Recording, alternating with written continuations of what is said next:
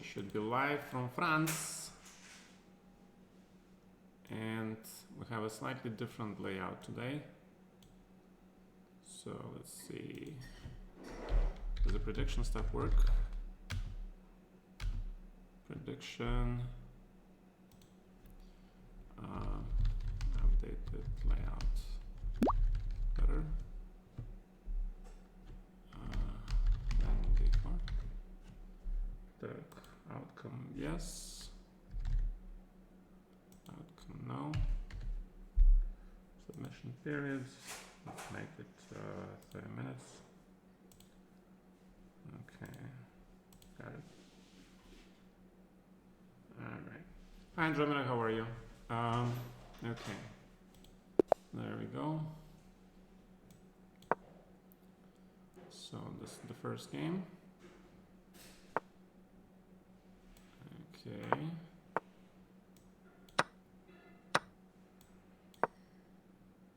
Yeah, usually we have a huge discussion on Caro-Kann with Dreyev, yeah?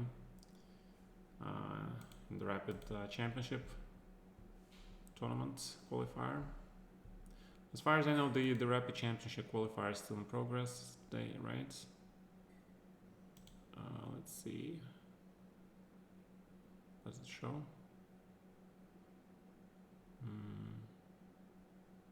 Chess.com Rapid Championship.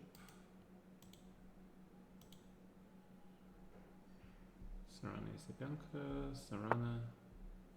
Onaka lost to Isapenko. Okay, I see.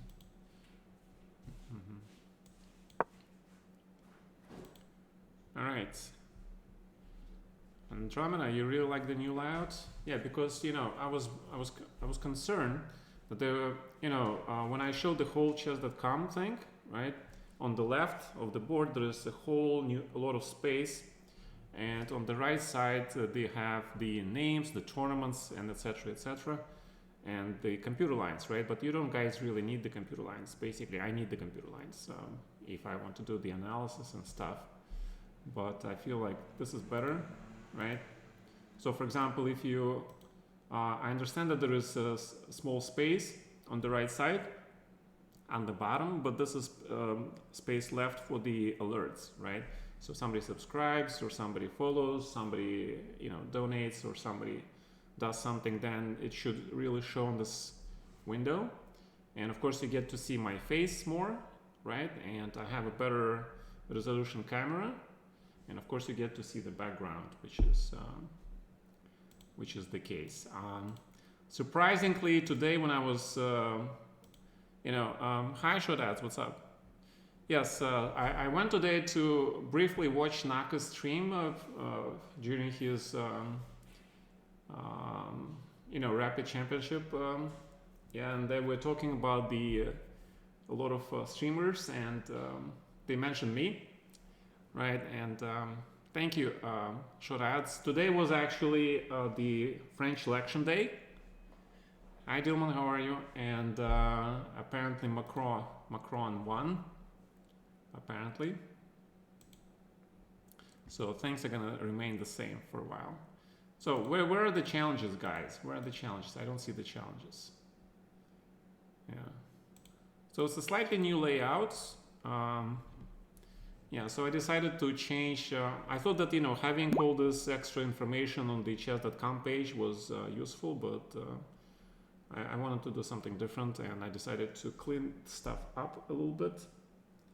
So let's see if it works. All right. All right. Now, for some reason, this game. Wait. The first game, right? The first game also doesn't show it, yeah? Wait, okay. So let's see. Which one is this? It's this one. All right, let's see.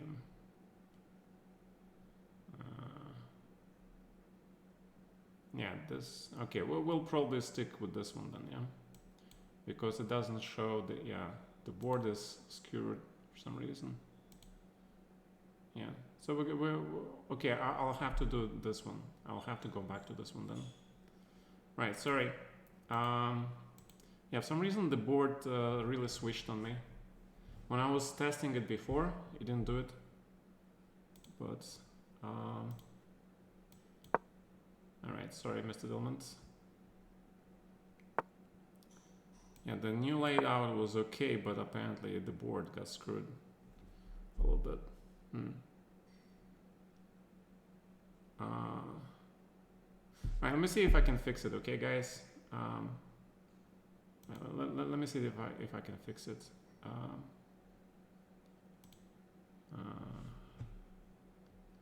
We'll be able to fix it.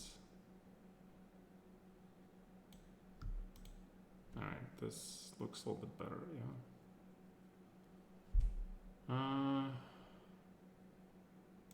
Alright, let's see.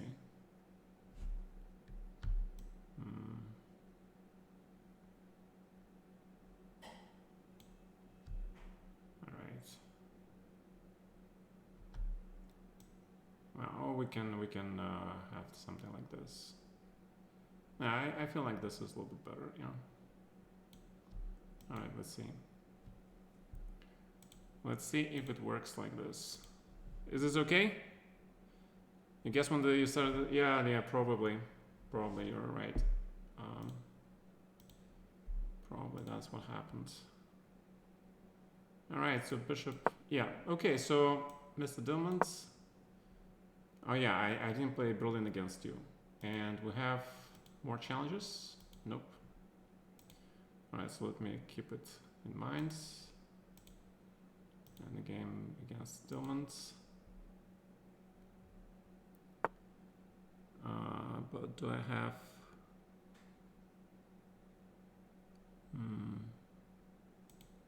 Yeah, okay. Well, I think it's still better, right? A little bit.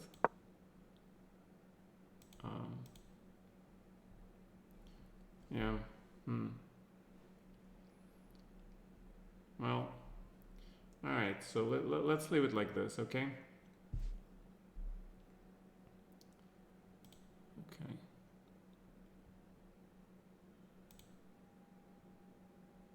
Next week, Berlin again. Maybe. Yeah. But Dilman, you saw the game that I had yesterday against Aparin, right? In Berlin. It was. Speaking of the games, I put the video from yesterday recap on YouTube. Okay. So those of you who missed the recap after the tournament last night, you can watch it on YouTube. It is in 760 quality, so it should be okay. Plus, you get to see some surprise visitor there. My wife actually made a cameo appearance. Yeah. Yeah, but you'll have to be quick watching the beginning to see her appear. Yeah, she's like a very shy person there. All right. Oh, you already saw it. Okay, good. Thanks. I guess I should be doing like what everybody else is doing those automatic announcements, right? Okay. About the video stuff and everything, but okay, we'll do it. All right.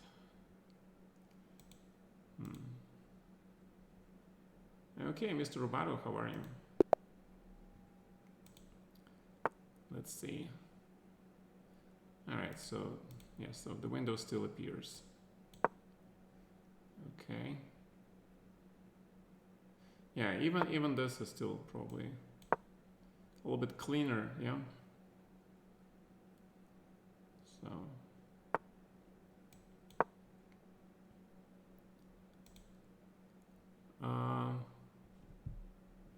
All right, Mr. Short Ads, thank you. Yeah. I was discussing with my wife the moment where I could have taken the bishop, and I was like, and I forgot that I could take the bishop. I went automatically pawn grabbing instead I should have been piece grabbing, but pawn grabbing tendency prevailed over the piece grabbing tendency, unfortunately. Yeah, we're the pawn grabbers, right? I mean, who cares about the bishop when we can grab the pawn instead? I mean, even though the bishop is a big pawn. Yeah, so this is one of those advantages if I don't play knight f3, so you don't get to play knight h5 system, which is Wesley So's invention. Alright, Texas speed. Oh, sure, that's alright. Welcome back, everybody. So guys, how many of you heard that chess.com got banned in Russia? I was very surprised to hear about it. I actually heard it from a friend of my wife's, and I wanted to check, and it is indeed on the Russian Internet Authority. This chess.com place, it's as unwanted or closed access to. So that'll be pretty interesting to see how many of those players will be playing now through the VPN, right? They have to use the VPN now, unfortunately. And my concern is, you know, in a country like this, if you read some historical articles, especially during the purge, during the Stalinist era in the 30s, right? The biggest surprise was that somebody actually wrote all those 5 million letters denouncing their colleagues or family members, right? And basically putting them into the gulags, right? So a lot of those letters came from people. So my concern is right now, hi CBChess, hey, what's up? Yeah, so my concern is if some people, you know, will see that somebody is playing on chess.com, especially if he's a Russian, I have a fear that these guys might get actually reported to the authorities. They'll get into huge trouble because of that. So I hope that doesn't happen, but you know, it was kind of weird to me that Kuryakin actually was the one who made the notion to introduce this ban on the chess.com. That will not add to his popularity in Russia, I'll tell you that for sure. Okay? Now a lot of Russians will simply look at him like, you know, he is crossed the line actually, you know? There's one thing when you have political opinions, but it's completely another thing when you take away somebody's livelihood. Okay? So I don't think this was a wise decision on his part, if it was indeed Sergei who introduced the notion to ban the chess.com platform in Russia. I don't think it was very humane thing to do, to be honest. So if indeed that the initiative came from High Freecastle, from Sergei, then he'll be pretty much the most hated chess player in Russia. Kuryakin wants to build up his own chess platform, so it makes sense if Russians are banned from chess.com. Well, the idea about creating a chess platform is not new, okay? I've been trying to organize something like it when I was in Russia a while back, but it never happened. And there were a lot of reasons for that. A lot of good reasons. Because it requires serious investment, first of all. And second of all, is that everybody will be waiting for those government funds to do anything. Okay, so wait a minute.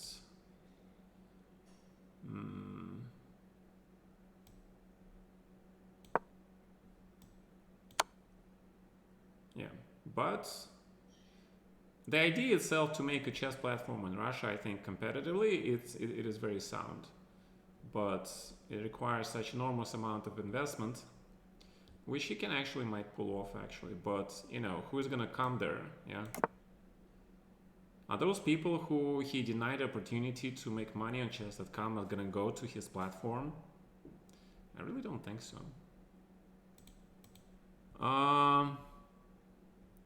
You know, it's not new, but imagine Russians are banned from all Western chess platforms. Yes. Yes, it makes sense, of course. Yes, it makes sense if that does happen, but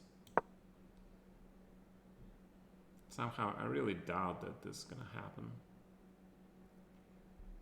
All right, so this is one of those lines where bishop b5, probably 97. Mr. Texas Pete, I think we played this line many times now, yes? I think we played this line many times now.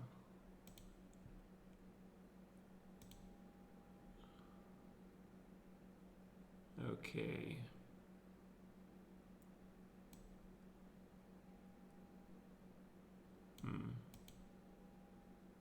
Yes, Mr. Bongwalk, of course you can join.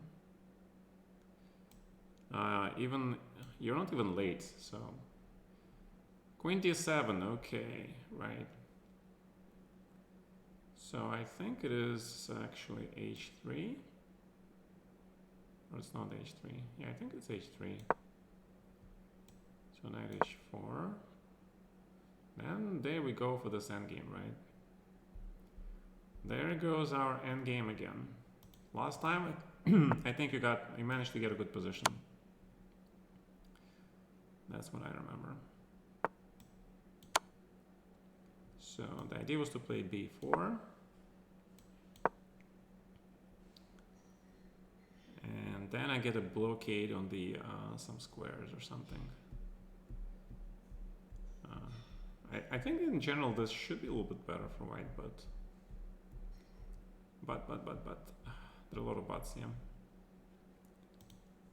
Okay.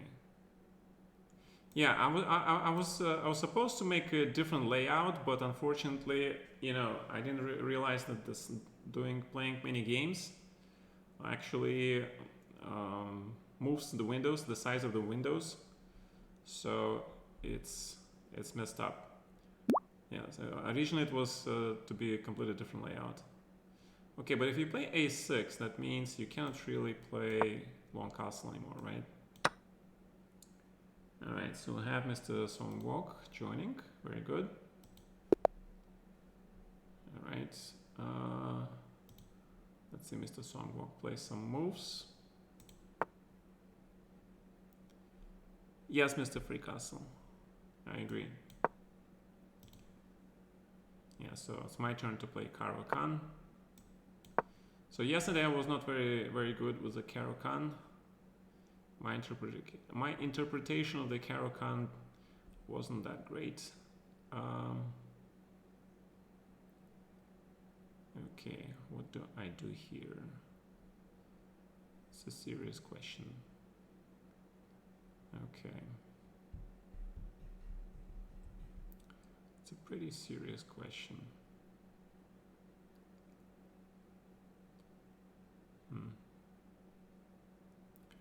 Where does the bishop belong in this board? Yeah, bishop e6 doesn't help at all. It doesn't help at all. I need to finish my development. And I also think that I need to get rid of this guy. Do I?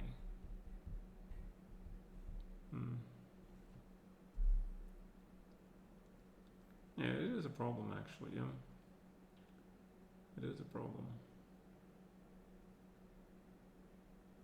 It's an interesting problem. So that's why they probably don't play knight e7, yeah? Knight is really badly placed here. Or they take on d5 with knight, I guess. And this is the reason why. Now we know. Alright, what can we do here? What can we do here? That pawn will be weak.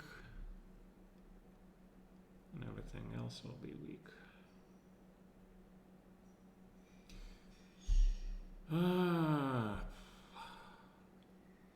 Okay, I don't think I have a choice. Let's play f6.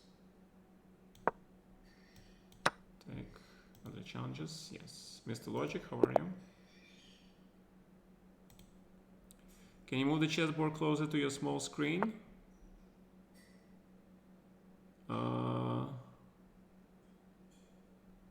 Closer to your small screen. Hi, Mr. Popil. Okay, 1 second, Dilmot. I don't quite understand the question.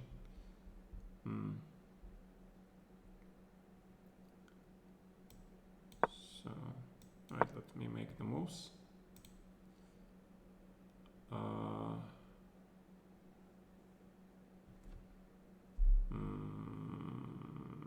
So you want me to move the left side of the board a little bit to the right side? Is that it? All right. Let me make a new window, and then maybe I can do this. Okay. I mean, it's not that bad, right? Okay. 1 second, guys. All right. So let me do this. Okay, so it's window capture. All right. Let me remove it, and then do the new window capture.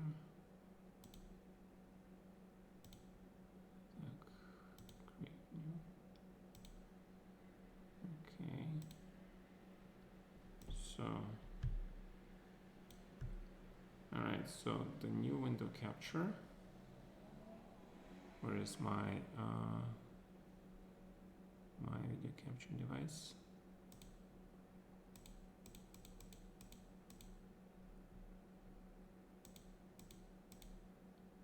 All right, there it is.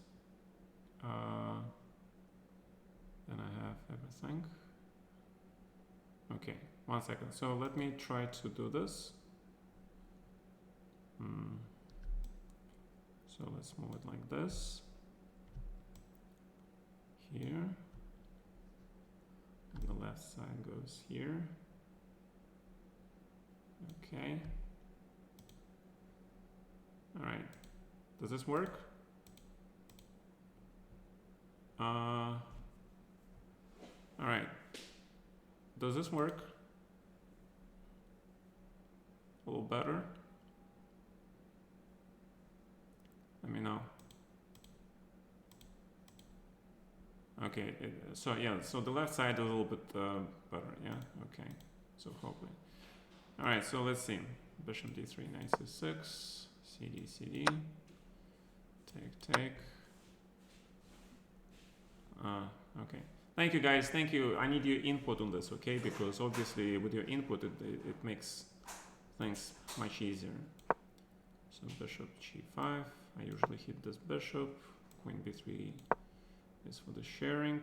Then I can play b5, I guess, immediately. That was the idea. And then there is this, probably just queen b6.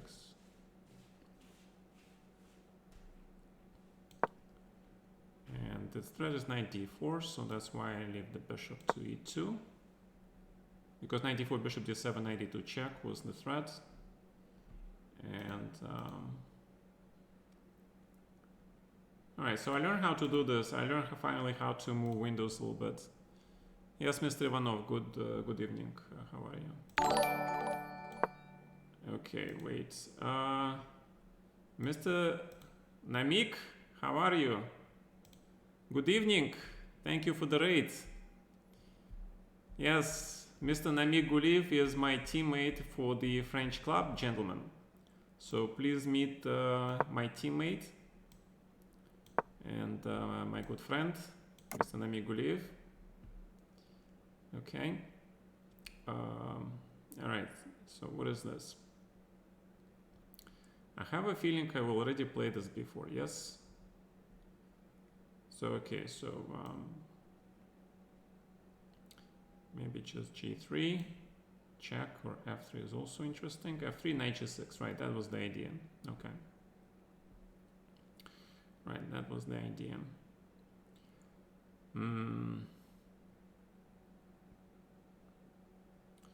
Alright, so fine. Okay, let's play g3. Actually, let's give a check first, so you don't get to play h5.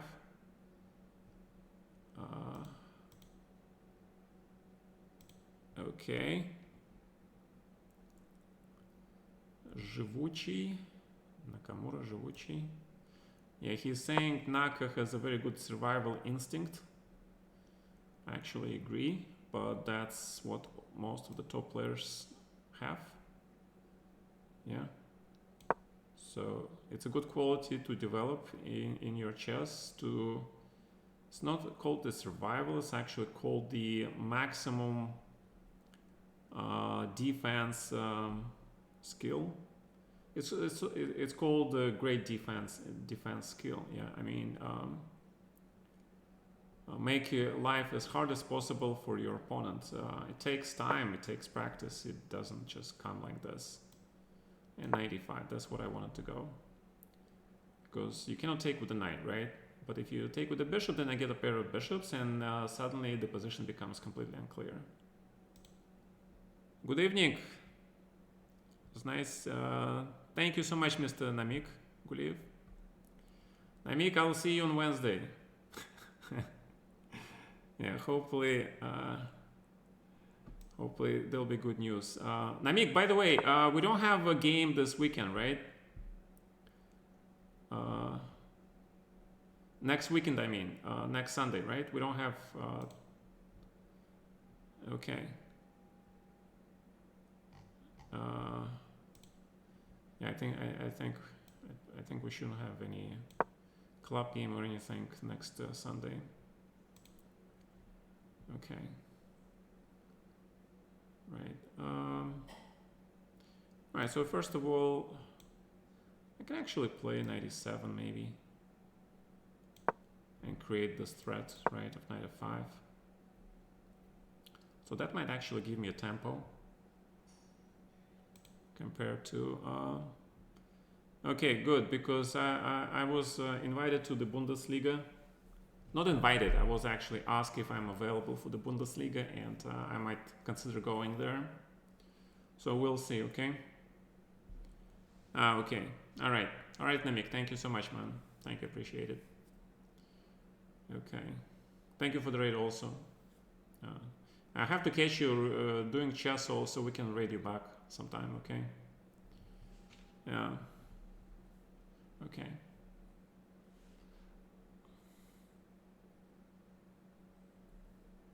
Right. Also, chess.com, they gave me this new mic, and it has all sorts of patterns for the wave, sound wave. Mr. Ivanov, I don't live in the US right now. It's actually my move. Okay. So, do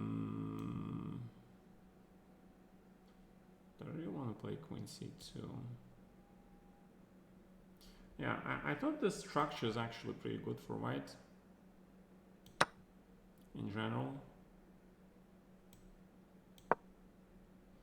Yeah, then I take this bishop, yeah. It's still one of the bishops. One of the bishops still has to go. So 95 first to prevent knight c4. So now we have a nice pair of bishops, and the question is, do you want to do anything with f squares? So I might play queen f3 and hit your pawn, centralize at the same time. Bishop goes to g6 anyway to oppose the bishop on d3. Okay. All right, so Mr. Ivanov, I am not in the USA. I am in Europe. I am in France, so I don't play tournaments in the USA. I haven't played the US Chess Championship since 2015 or 17, I believe. I think that was the last time I played in the US Chess Championship. They invite me continuously almost every year, but every year I decline. Was it weird not being able to vote in the elections in France since you reside there? I might be able to vote actually next year.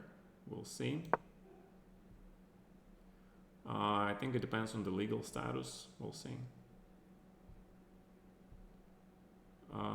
Okay, I'll figure it out. To be honest, I share actually the sentiment with the local population that there are not too many great candidates this year. And the third liberal candidate that I was more or less inclined for, he ended up third. Yeah, he ended up in the third position. So that was interesting. Anyway, again, I don't consider myself as the right, on the right side of the political spectrum, right? I don't consider myself to be on the far left either. I'm like a little bit to the left of the center, but very close, yeah. So, yeah, because I view life like a chess should be a balanced situation, but of course, you know, let's not stay politics in this channel because we're a chess channel, right? And again, I'm not a specialist. Everybody has his own views, preferences, right? So, and some of these things can be something that people feel very passionate about. And I feel that the goal of this channel is actually try to bring people closer together by bringing people from different walks of life, political views to play chess together, okay? That's one of the goals of this channel. Not to divide people, but to bring them close together. That's the goal. All right, g3. I feel like g3 is going to run into f5, so I don't want to play g3 too much. Maybe bishop g5 sort of provokes something. But maybe bishop d2, because I want to leave the square for the knight. All right, so f3, very interesting move, Mr. Logic. Okay, you're secretly the best in chess. That's great, man. I can only applaud your decision to become the best in chess, because chess is exactly where all your dreams might happen. Okay, so white is preparing e4, my understanding of this move. I kind of like this idea, Mr. Logic. I really like your idea. So knight f5 is met by bishop f2 followed by e4, and that kind of brings my bishops to the forefront of the problem. Yeah, it's like they say, don't be part of the problem, be part of the solution, right? So that's the goal of how I hope to be in life, yeah. All right, I have actually a very interesting idea. I hope it works. So let's see it. Okay, so Mr. Songwalk, have you calculated the consequences of knight b4 shots? Because I feel like, you know, it's pretty worthwhile for white to play like this, for black. Because on the one hand, you're playing too fast and wasting our master's time. Mr. CB Chess, everything is practice. So, you know, it's cool, man. Don't kick yourself over some things. It's cool.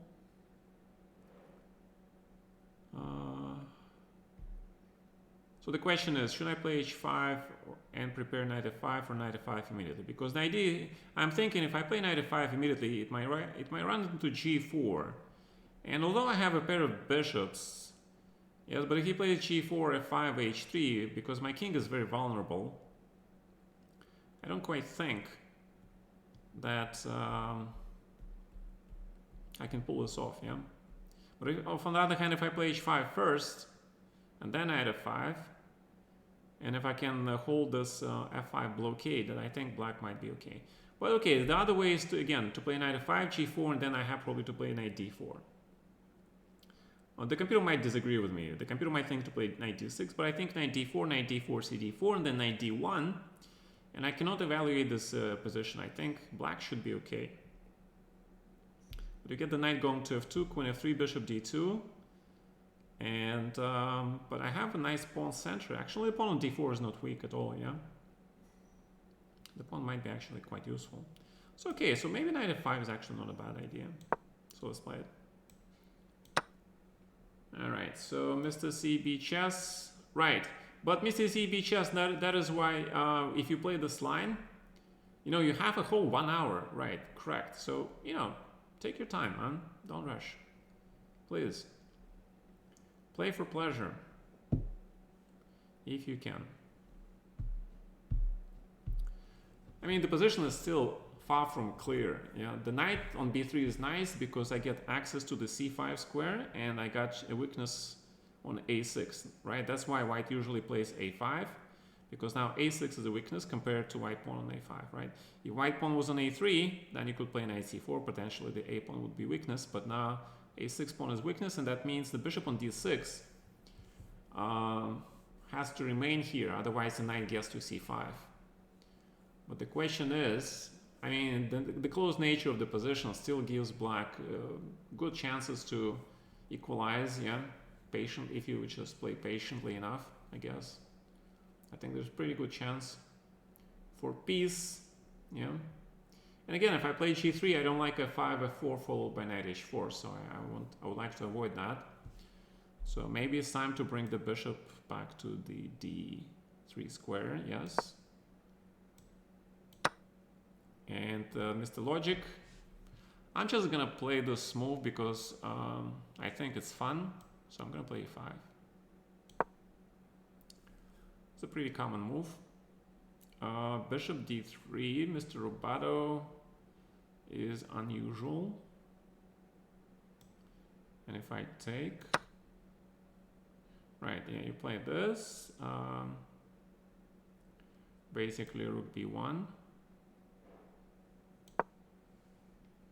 a3 is fine.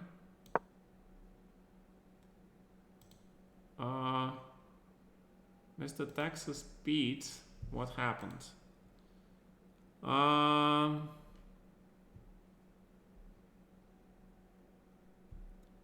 right. Do you have any advice for avoiding getting time trouble? I recently started playing OTB and you keep blowing winning positions because you have myself, so there's no time for the endgame. Mr. Texas Pete, you're not alone in this problem. It is actually a very common thing. And there is no magic pill. Everybody solves this problem his own way.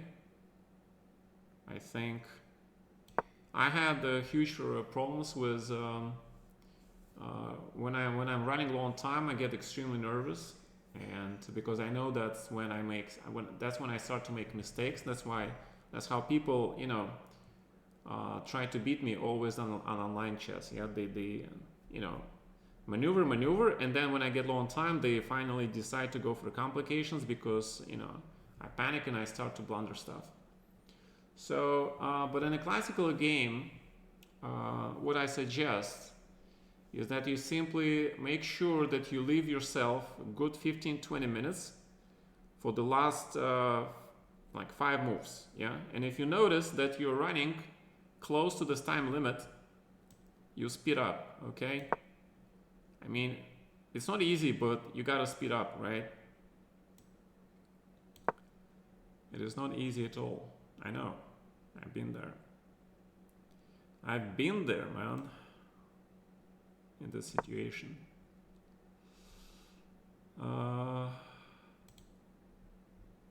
Yeah, so that's what I've been doing.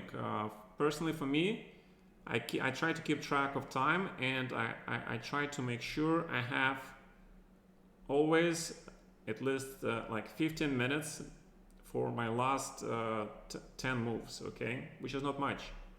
Because you start the game with 90 minutes for first 40 moves, right? So basically that means you have about 2 minutes per move.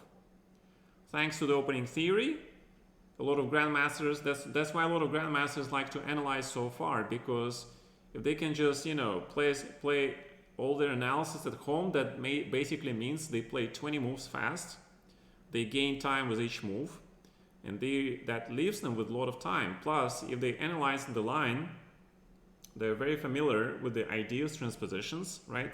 The structures, basically they're familiar with the endgames, with all potential outcomes. So that gives you a huge advantage when you play OTB game. So what you should ideally, that's why before you play the game, you really should prepare, okay? And that preparation includes, you know, guessing how the middle game will come and the rest of the game. All right, so let's play G4. Let's start some aggression here. And yes, if you get caught in the opening line, right, that means, again, you have to speed up. But, again, it depends on the kind of position that you have. If you feel that the position deserves a serious thinking, because it determines the outcome of the game practically, right? If you're fighting for an advantage, or if you're looking for equality, then you need to burn time, then you burn time, okay? You have to burn time. You have to feel how much time you can burn. If you have 90 minutes, that basically means you have maybe a maximum of, say, I don't know, 30 minutes you can burn on one move, but it also means that if you burn 30 moves on one move, you better calculate everything, like, so, you know, you already know what you're gonna play. All right, so this pawn on c5, probably I have to play d4, yeah? There's not much of a choice here. So the knight can go to f6, probably we should hit, but the bishop on f5 will be hit by by knight h4 potentially. And knight can go here.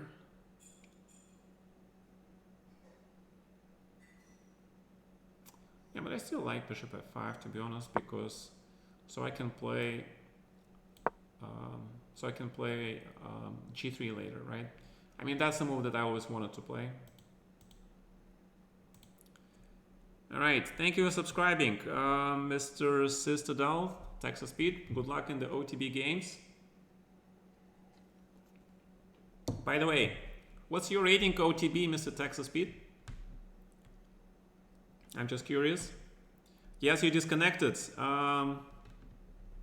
Yes, Mr. Texas Speed. If you would like, we can always restart, because this is the position we had in our games like several times. Yeah, we have a theoretical discussion. I feel like white is slightly better in this endgame, but if you play accurately with black, you should be able to hold him. So it is interesting endgame, I agree. It is very interesting. All right, so the reason I play this, so I wanted to play g3, okay? Because I want to push this knight from g6, because he's covering a lot of squares and he is, right. All right, but then I can probably hit this guy, yeah, because I don't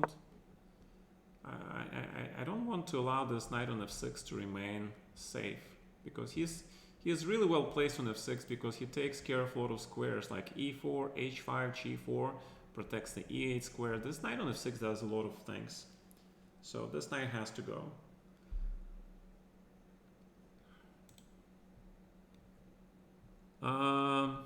Yeah. So, Mr. Texas Speed, what is your rating OTB? I'm curious. Mr. CB Chess, also, how are your tournaments going? I remember you said you started playing some over the board events, right? This should be interesting. I hope you enjoy playing over the board, because that's how chess is meant to be played, right? Over the board, with the real pieces that you can feel with your fingers, right? The real pieces you can, like Smyslov, you can screw into the board with your move, right? and then you have this feel that you're sitting against your opponent, right? Somebody you can see, you can try to psychologically judge, right? Influence, or maybe be influenced, right? You're playing a person, you're not playing the screen, you're not playing the mouse, right?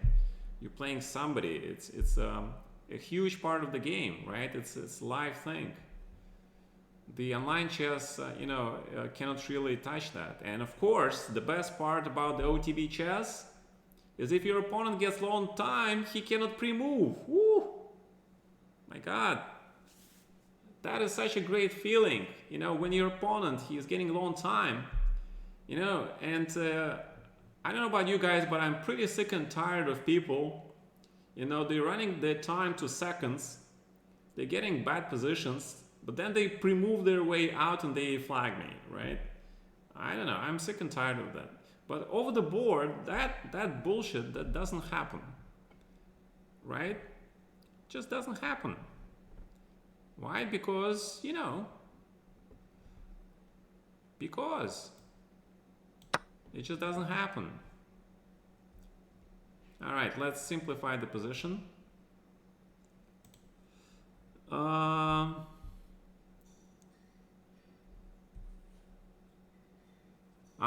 Mr. Bongok, you never played. Oh, I see. You haven't been able to translate your online board vision to OTB. Okay, well, see how provisional rating, but it's about 1500. But okay, your play way stronger than 1500, so you should be like at least 20. Should be close to 2100, man. I think. But okay. CB chess, you played well in March, 2 out of 3, lost to top board, but good game. June is game 60 with 5 seconds delay, worried about time trouble. Yes, time delay is worse than increment, because you don't get more time, you get only delay, and that sucks. So my advice to you, don't get into time trouble, Mr. CB chess, okay? And keep an eye on the time, and make sure you always have a little bit more time than your opponent, but at the same time keep the position. And remember the practical advice, right? If you see the position is complicated and you're running low on time, and then you have to judge whether to take risk and go for a complicated situation hoping for a win, or just play safe. I recommend just play safe, okay? Because it just makes more sense from practical point of view, okay? With regards to the transition from online vision to the ODB, Mr. Texas Speed, I believe, right?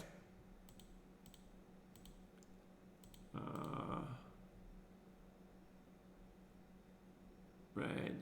Yeah, Texas Speed translate. Okay, about translating the vision. Right, that is actually a great topic for discussion. But I feel that you just have to sort of trust yourself, trust your training, trust your practice, and go out there and just kill them all, basically, because it's a sport, right? It is a sport. Chess is a sport. Chess is the game where you have to win. And since you play chess, it means that you're very competitive, right? And if you're very competitive, then it means that, you have to find ways to defeat your opponent. So look at this, and with regards to the vision, okay, I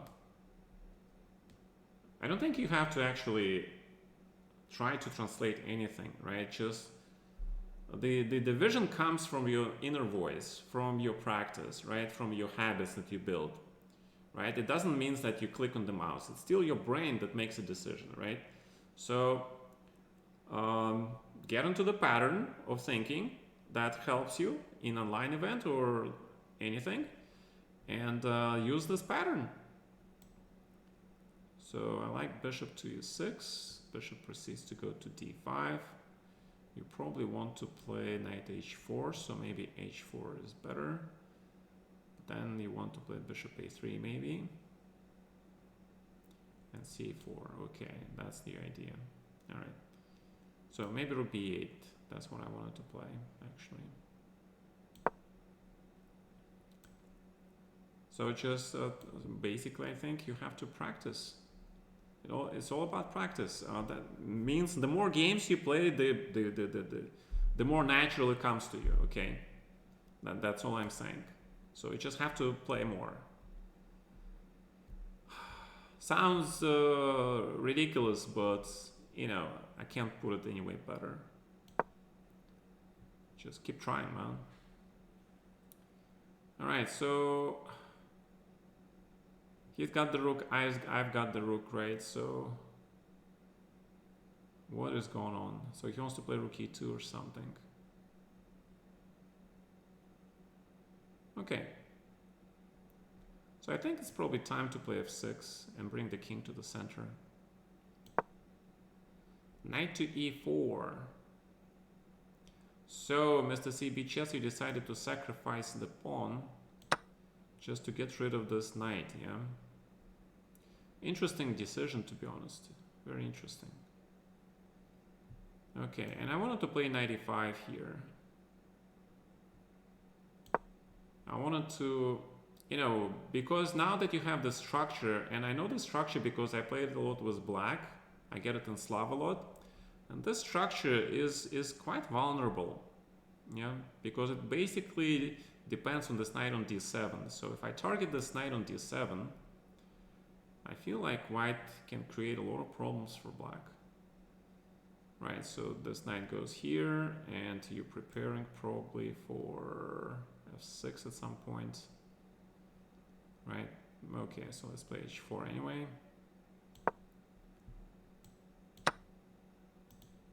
No more challenges, good, okay. On ECHS, you're 2300 Blitz, and you're almost 2100 in Blitz. Mr. Texas Beats, I had a feeling you were at least 2300, but you know, I just wanted to be on the safe side. That's why I said about 2100, but I agree. I think you're way stronger than that. But okay, let's grab the bishop, right? I mean, 95 looks pretty awesome. Actually, 95 looks pretty awesome because knight f3 check is huge. Yeah, Mr. Robato, you had this beautiful bishop on e4, and you put him on c4. Try not to put your good pieces into bad pieces, right? Try to work the opposite way. If you have a bad piece, try to make it into a good piece, okay? That's a general advice in chess, which is universal, which will always serve you well, right? Work on your bad pieces to become good pieces, yeah? Because bishop on c4 is now closed completely, and he moved away from the king side, and you see your king side has a lot of holes and light squares where the bishop should be, okay? So bishop d3 was not correct.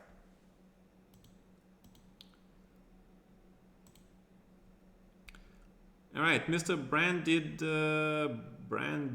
Leandon, where you can Mr. Fibra Flora Andre, where you can play OTB tournaments.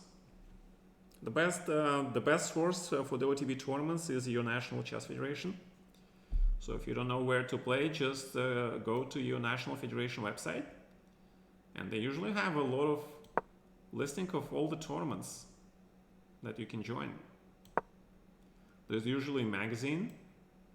Like I used to read Chess Life magazine, and they'll be listing all the tournaments that are coming up. Thank God in Chess Life, you know, in the US there was a vibrant Chess Life, right? They had the regional chess tournaments, they have the national events, right? And they have the club events, and then you have the leagues. So there's a lot of places you can play OTB chess, but the best source to find the tournaments, go to your National Federation, and they will give you a list of tournaments that are happening. If you don't, if you lucky, maybe you have a local chess club in your town or city, and they have usually online website also. So I'm sure you can check with those guys as well. All right, so black is preparing to push the knight to d5, I guess, at some point, right? So my knight on b3 is a little bit off, yeah? I have a feeling this guy's a little bit off. So what can I do? There should be something like bishop f4, knight c5 somewhere, but I don't want to double my pawns.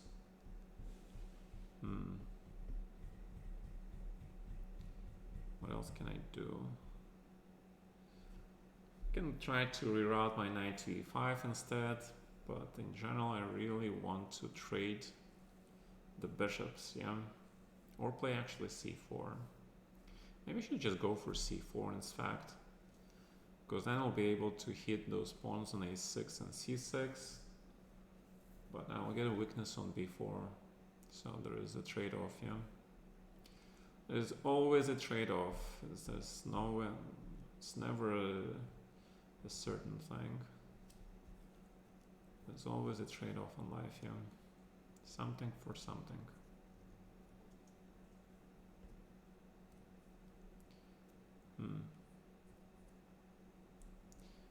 Yeah.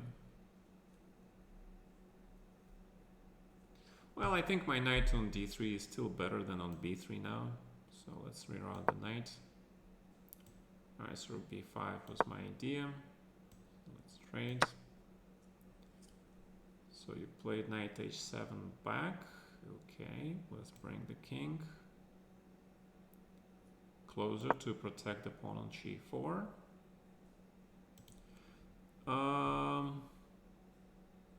Alright, I missed some chat. Does anybody play chess just to solve puzzles? How to make the opposite color lose by the best series of moves for your color? No, that's not it. Right, beside your computer is a real board and pieces, and real chess sideways moves are harder for me to see. No, but CB chess, I think it was not a bad decision, because if you get your knight to d5, you get pretty good chances to survive the game. But to be, I don't know. It was a very interesting decision. That's why I said it was an interesting decision. But a pawn is a pawn, right? So, yeah. Again, it is hard just, you know, to hold the position if you're afraid of being too passive, because you never know when being too passive sucks. If you didn't sacrifice this pawn, right, then what would you do? I mean, then you have to move the knight, right? But that means you fall for h4, h5, then knight c5, and I think ultimately your decision is correct.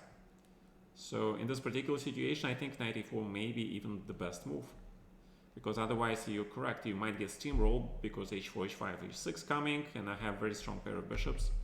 So yes, I think in this situation, knight e4 is probably the best idea. Hi, FF verb.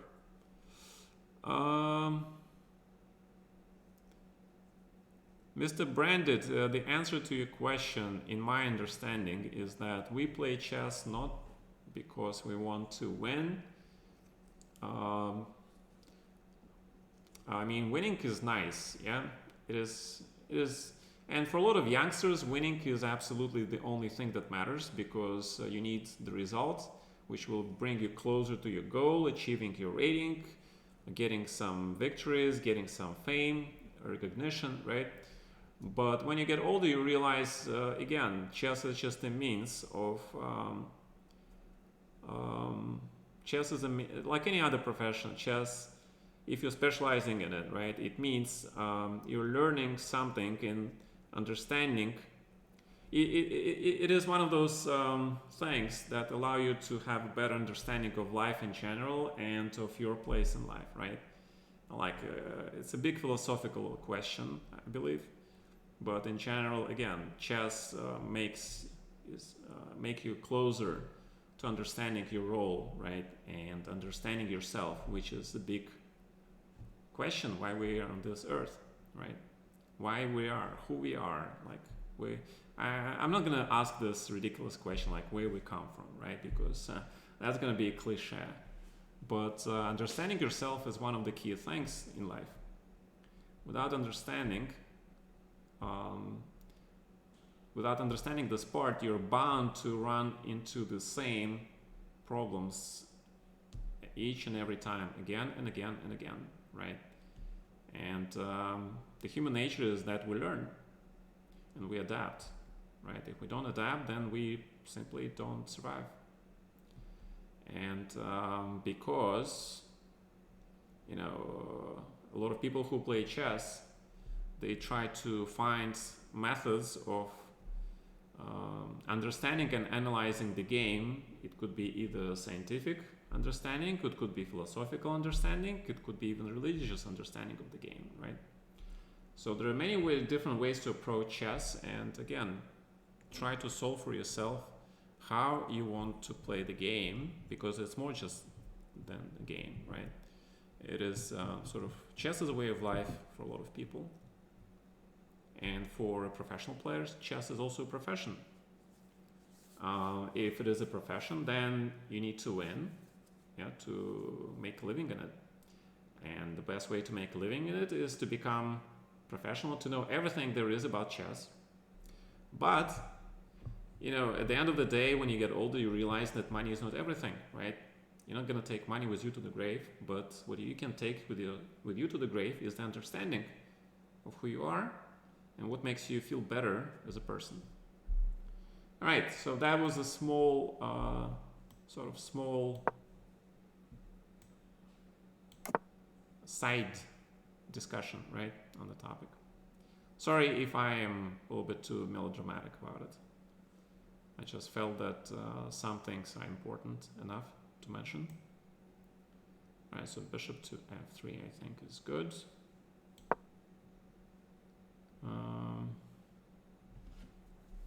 So the question now where this rook is going, right? So I think g5. G5 is a trick, right? Bishop g5, knight e5 check. That's the trick you have to watch out for always, yeah. Correct. Okay, so we're contesting the C file. We're contesting this file and we're trying to see who's going to win this contest. So let's play h6 first. And now I have this incredible choice whether to give check or take this bishop.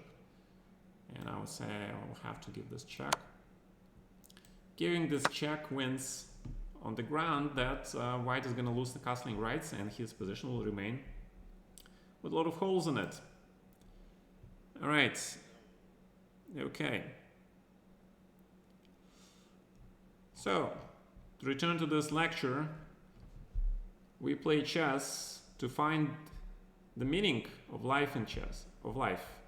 For me, it is the beauty, the science, the art, and the understanding of why I make moves I like to make, of what I'm trying to achieve. Again, in the game of Go, there is such a term as the hand of God move, right? In chess, it's called playing the top engine line, because God is equated to a machine intelligence which sees and knows and calculates absolutely everything line, right? In a way. But there is, of course, a huge room for deviation and belief and everything else. So in chess, for a lot of players, trying to find the best move, the hand of God move, is still something that applies. Yeah? That's why we're looking for the truth. So the truth can be a lot of things, yeah, scientific, philosophical, religious, and but the best of all, chess allows you to be yourself. I mean, nobody tells you play this way in chess, right? Nobody forces you to do this. Nobody forces you to meet deadlines. Nobody forces you to file forms to play in chess a certain way. Nobody tells you to draw chess pieces, these pawn structures in a certain way. Every decision is up to you. It is a game where you're independent and you make your own decisions. You're very, very independent. That's why it is so attractive to a lot of people. Alright, so let's play rook e2 so I can bring my other rook. And then I will start to think how to improve this position even more. So knight to e2 would be not a bad move, except that I'm not liking this idea if he starts to play something like g5 or g4. So let's bring my queen a little bit out of the hiatus to e2. Rook to e1 looks good. So it's time to bring the bishop to d6 maybe. And I like g5. And the knight goes back to e5. So we gave a check, but we keep maintaining all our trumps, right? We keep maintaining a lot of trumps. So, what is this position?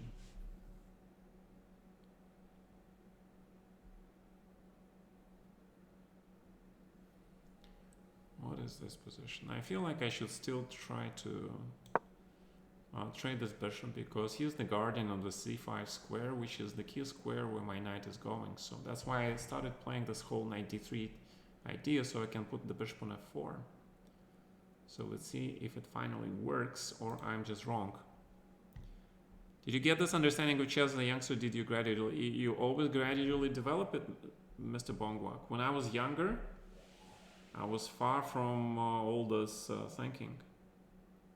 Very, very far. It's like, you know, it takes years, right?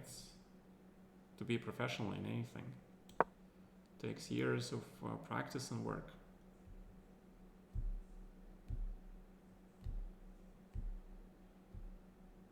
Like anything else you do. So the knight on c3 was doing nothing, right? So it's time to do... I thought that you should play knight d5 immediately, but okay. Because now I get the chance to threaten queen b8 check. And the question is, what is that, right? So check. Rook to e4. Okay. So let's try to bring the bishop maybe also, yeah. Should I bring the bishop to the table?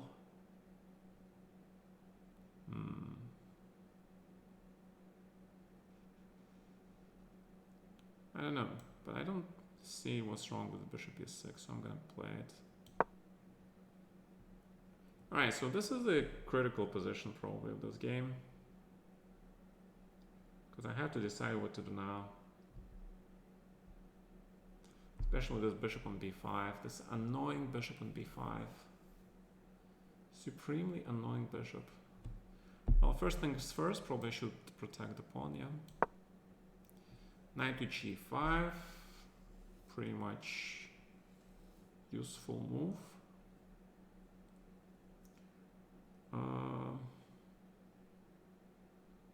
Pretty useful. But the pawn on g5 potentially might be weak.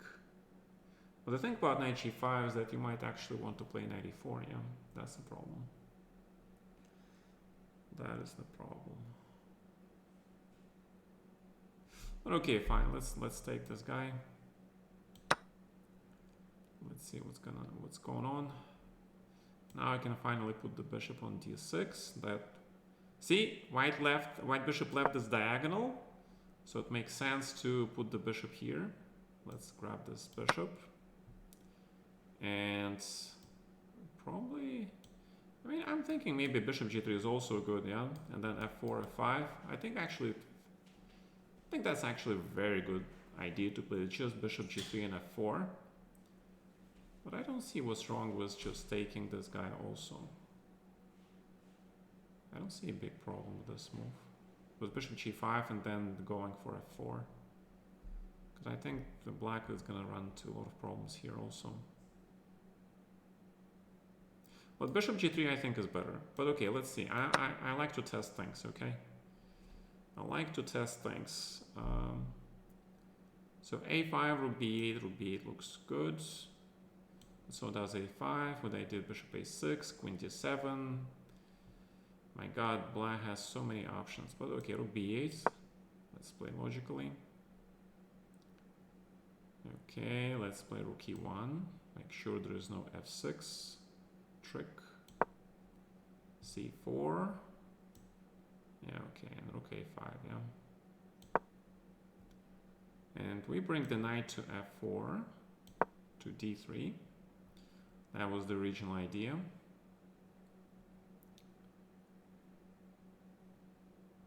Alright, so this is the critical position probably.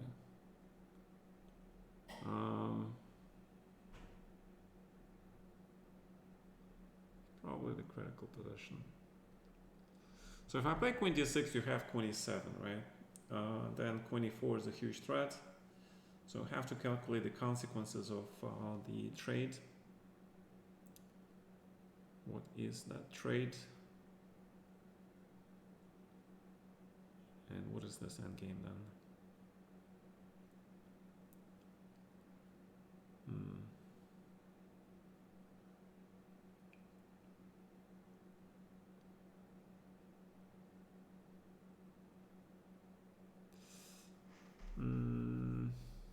Yeah, I thought this was easily winning, but it doesn't seem like it is easily winning one, yeah.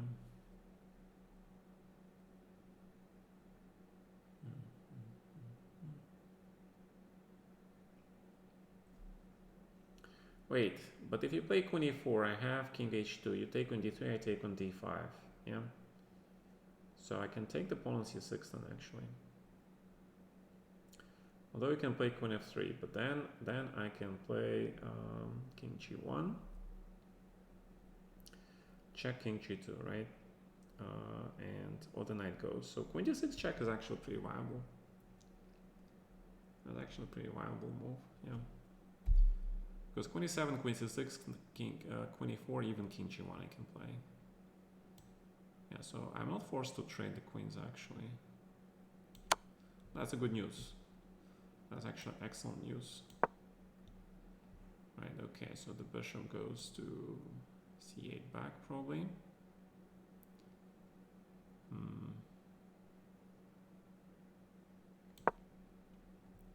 Right, so Mr. Short adds you achieved something. You got my rook on a5 and you managed to double your rooks, so I think that's good for you. What did I achieve? Not much, yeah. I allowed you to double your rooks, so I'm not getting much from this. Okay.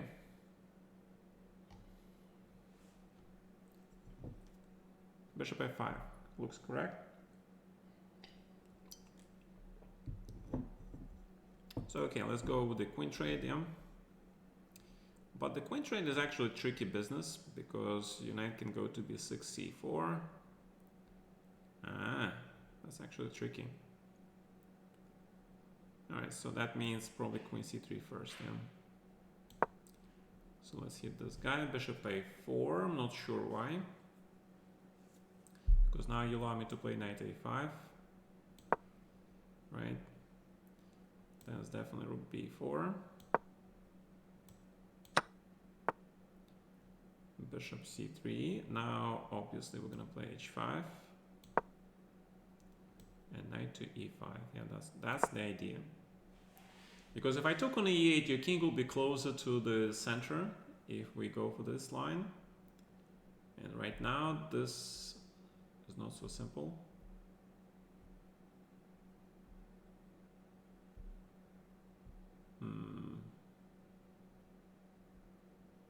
This is not so simple, although it is not so simple at all. Right, queen c6, knight c6, knight d5, king f3, you have f5. How do I remove this knight? Ooh, there is a problem. Houston, we have a problem.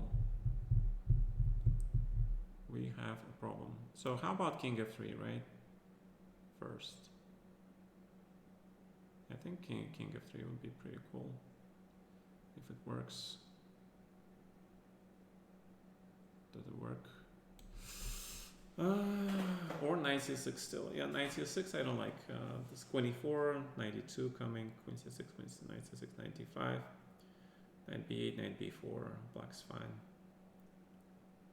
g4, g6, king f3, f5, take, and I cannot get to knight on d5 with my king or knight. Then he brings his king, knight on d5 is a huge blockading piece, yeah. It's a huge blockading piece.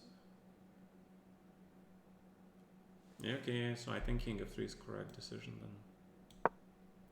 Yeah, the king f3 is kind of intermediate move, which is not easy to see, but the idea is if black plays knight d5, now you can take on c6 with your knight, because he doesn't have queen e4 check. So that's pretty useful. Pretty useful stuff. Alright, so this means there's a check. And this means rook can go to h8, right? And participate in the sort of attack on the king. Sort of.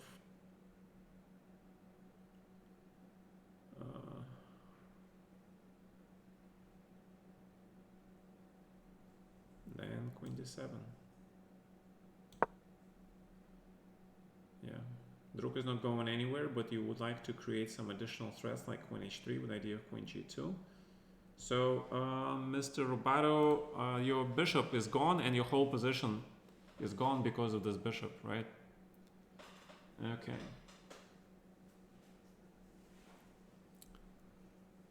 So, and now I can play knight c6.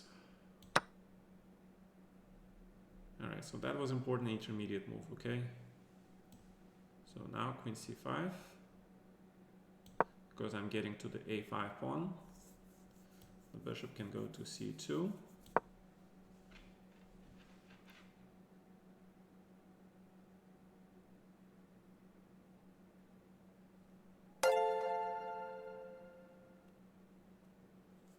So the bishop c3 is, on one hand, he is protecting everything, but on the other hand, you know, he is just a big pawn.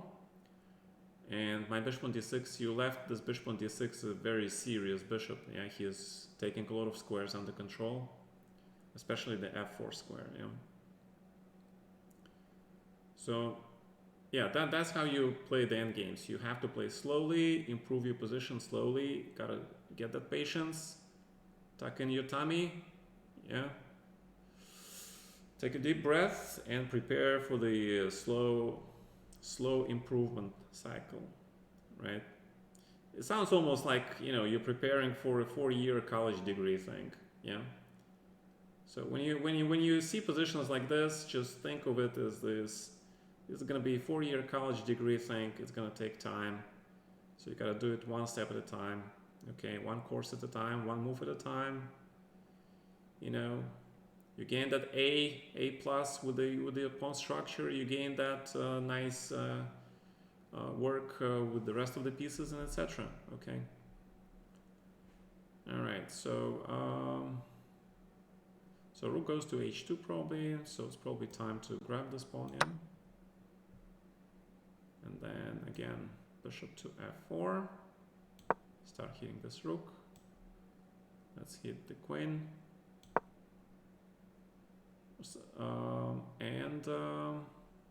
The threat is queen e4. Okay. So you have to be precise here. But you can just play queen b8 probably, yeah, because he doesn't have time for knight d5 anymore. And you trade the queens in a superior way. And now bishop e4, yeah. And you got what you wanted. You want to remaneuver your pieces into the Mr. CB chess.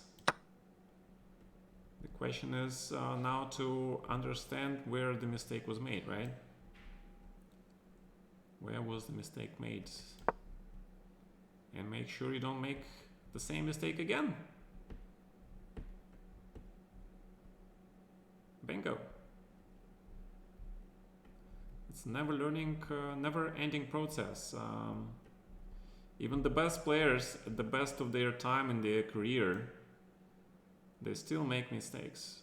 Even Magnus, when he was best, because I don't think he's in his best form right now, but he is in his most wise years, right? But he is not in his best practical years. Even he makes mistakes, yeah? Everybody is making mistakes. What you're trying to do is minimize them and learn from them. Yeah, I mean, I'm pretty sure a lot of you guys watched the Nepo versus Magnus match, and then remember how Nepo blundered the bishop in the endgame? He just took the pawn and he missed c6, closing the bishop, right? Like a mouse fell for the cheese and fell into the mouse trap. And boom, it closed and the mouse is trapped and the bishop was trapped. That's the same thing. All right, so let's go f4. Actually, knight f3. I could have played knight f3 actually, right? Immediately instead of king g3, hit the pawn, f6, rook e6 was winning the pawn. Okay. Yeah, my plan was to play f4. To play slowly. Bishop back. Bishop is going back because this pawn is not going anywhere.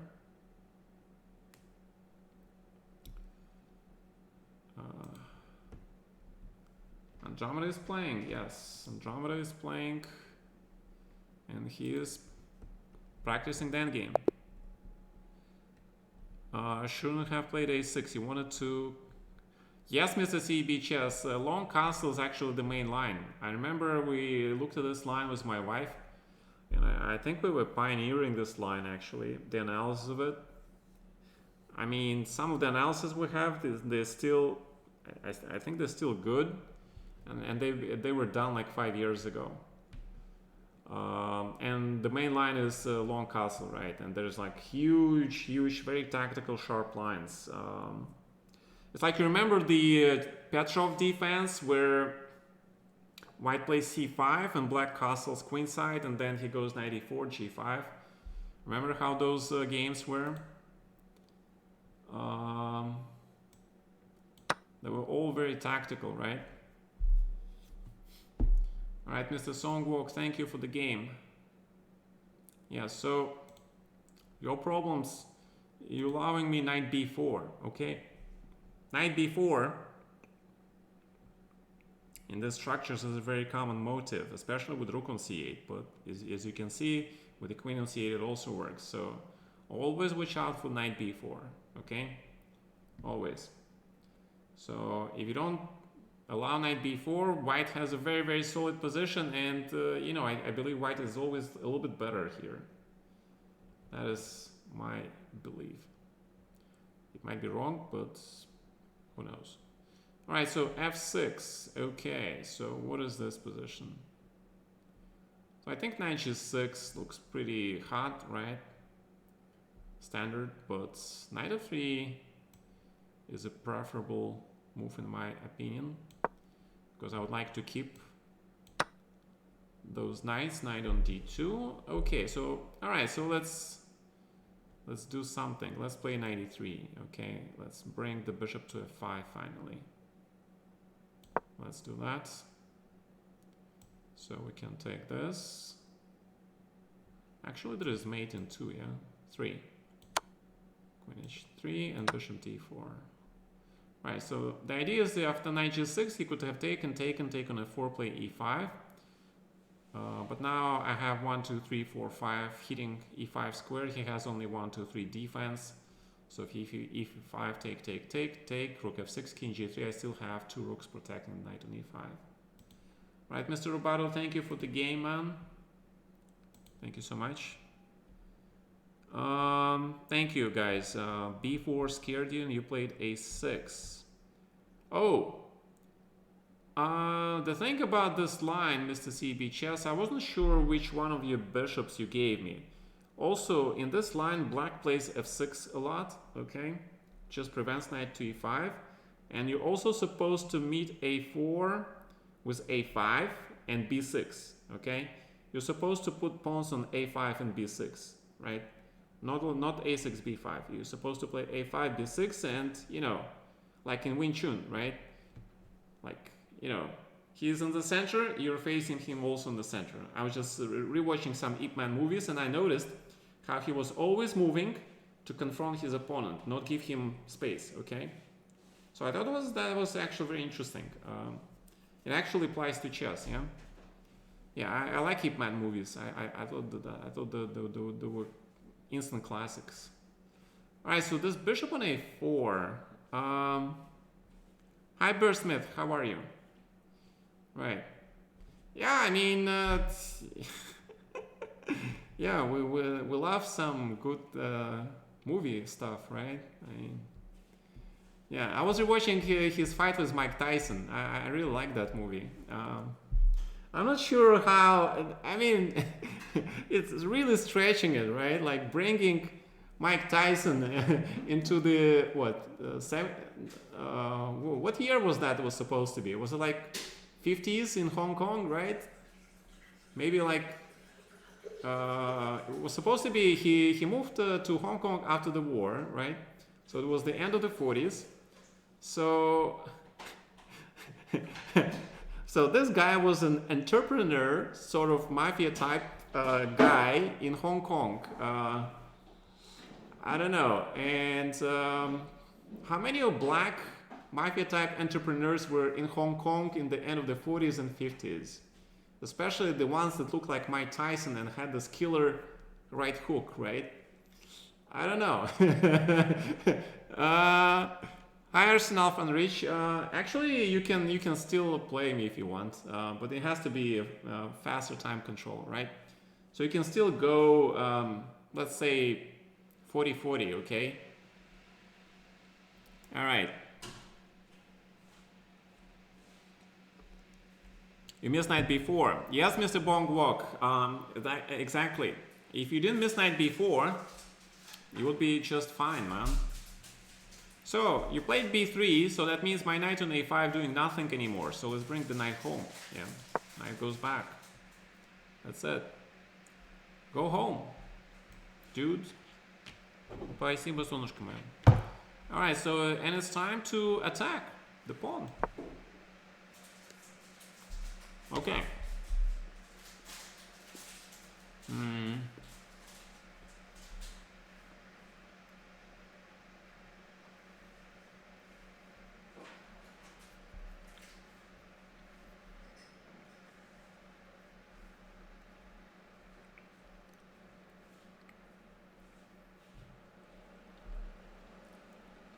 Alright, I really like the position, however, the question is how to make progress, yeah? And I think I have a solution for that. You see, I cannot play g5 because my pawn on h5 is hanging. But if I play rook h2, he has the check, and then rook f6 check, but then I have bishop f5, yeah? So that actually might work. So you play e5, take, knight takes e5, and rook e6 and rook e2 back. And if rook f6 and bishop f5. So actually rook h2 might work. But I was thinking more like king g3, king h4, and then prepare for g5. And I think that should work. So,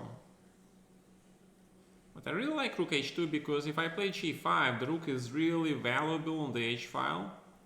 Because if I get h6 and all the trades, then I can double rook on the h file and go after the black king. The second idea is to play bishop g6, of course, but what's stopping me is that black has the resource where he can take on g6, play e5, and trade the pawns and trade the g6 pawn. Which I kind of doubt, because he'll have to give up all these pawns, right? So that's really doubtful. But there's rook f6, rook e6 motive. Again, pinning the rooks. And my only chance is to protect with the king, and then you give me check again.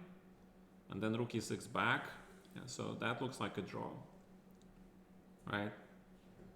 So rook h2, king g3, king h4, and g5. Question. Okay, so let's check it. Rook h2, e5. Take, knight takes. Rook e6, rook goes back to e2. And if rook f6, then bishop f5, yeah? Bishop f5, knight d6. Well, we can just play knight f3 maybe. Yeah. Okay, so rook h2 looks good to me. Maybe even rook e2. Maybe rook h1, right? Because rook e2 will be protected by the bishop then. We should be even better. Alright, so a3, he's trying to go for b4, I guess. It makes certain sense. My queen on b6 kind of sucks. But that's not something that we can... that's not the problem we can solve easily right now. The question is, what is my bishop on c8, where he is going to be? Yeah, actually I was thinking instead of knight c6 to play queen f6 first. And get this queen from b6, but on b6 is doing some job also. On the other hand, he now played a3, so this pawn is weak, so I can go back to a5 suddenly. Rewrite the course, sort of. Because I'm not so sure what I'm gonna achieve, I can also play knight f5, yeah. Trying to get a tempo. So the knight finally can go to d3 and to either b4 or e5. Mr. Dillmans, I think you misplayed. Did the challenge come through? Yes, Mr. Alison Alfanrici, it did come through. I apologize. I was engrossed in the end game, in the game. All right. So rook e3. The knight is coming to e4, undoubtedly. And that means, and I don't want to play f5, of course. So that means probably queen to c7, but then my rook on a5 sucks so much. So one of the ways to solve this problem is probably just to play bishop f5 and trade this guy, yeah? That's probably one of the ways, because bishop on c8 is not doing much. So we're gonna go for the, oh, it's gonna be a simple Benoni. Okay. So knight c3.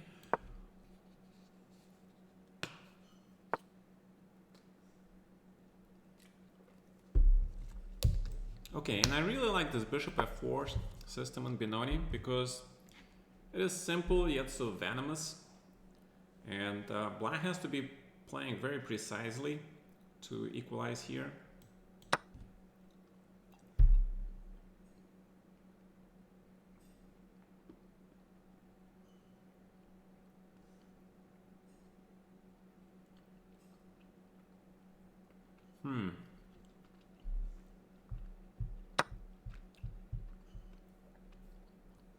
Actually, Mr. Shot adds, I really like the way you play this game. Your knight on a4 is completely cramming my rook. So that's why you sacrifice an exchange, because your knight is actually trapping my rook completely.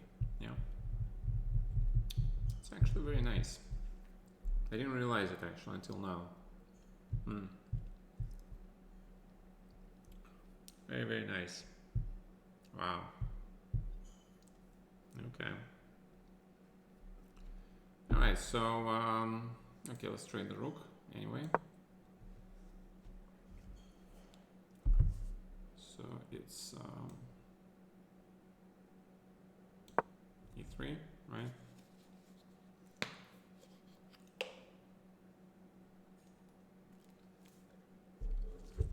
I think it's e3.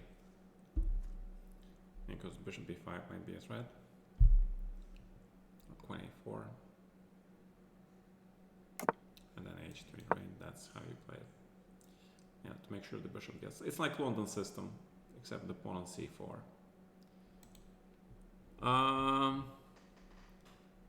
Mr. Dillmans. Yes, knight b4, or actually knight goes to c5 and attacks the a4 pawn, right? Yeah, because you're very passive and all your pawns are targets for my bishop. That's why I should have done something earlier.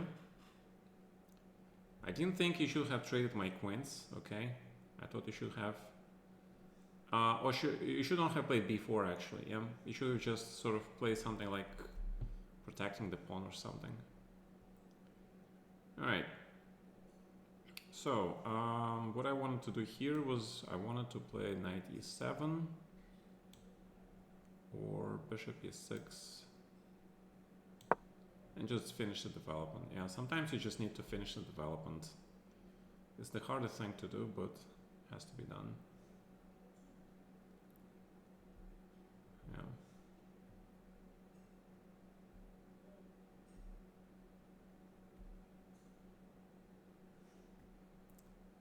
Okay. All right. You'll get slowly smothered. It will be painful. It doesn't have to be painful. It has to be educational. Exactly. Look at it like having fun. Look at it like half glass, half full, not half empty. Okay?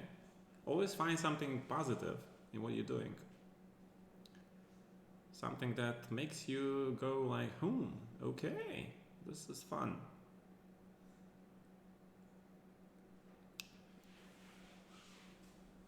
Sure.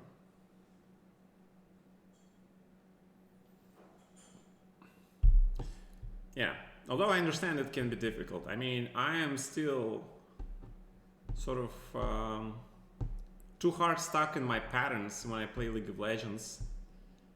And lately I've been having 8-game loss streak. And I was out of my mind with so many emotions running through my mind. It was not funny. Right, as you said, knight b4. Pawn on c6 is probably more important than the pawn on a4. But yeah, okay. But rook a5 with the idea of knight c5, bishop d1 was also probably, yeah. As you said, Mr. Dillman, knight on b4 is a perfect knight, yeah? Hitting the pawn, blocking the b file, and preparing bishop d1 and all sorts of things. But bishop d1 is knight e4, so right now he's just placed so he blocks all counterplay from black. No rook b8, rook b3 coming, and white can now try to improve his position at his leisure, which is good. So that means I can bring my king to e1, solve the back rank problem, and also the king will be potentially close to the queen side, and then I can play something like bishop d1 and take on c6 and not be afraid of the being mated here.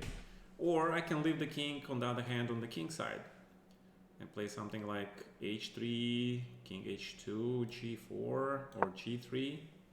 Yeah, a lot of ways to play this position.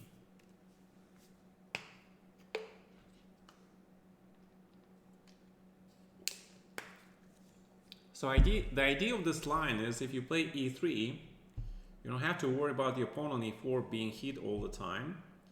And you just, by developing the bishop on f4, you're going for the simple knight d2, knight c4 idea.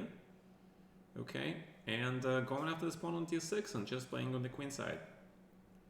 That's the basic strategic idea of this line. And it looks like London system a little bit to me, so that's why I like this line in Benoni. Yeah, black has a lot of lines here.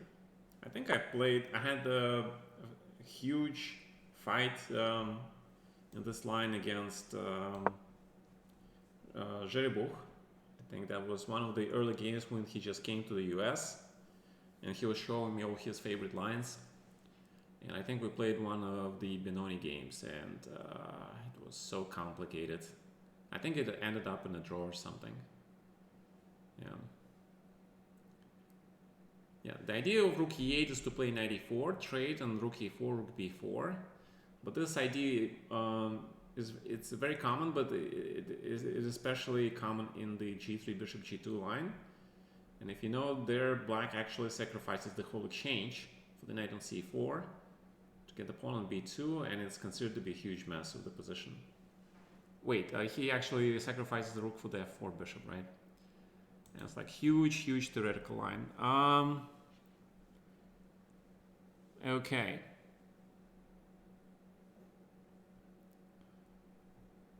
All right.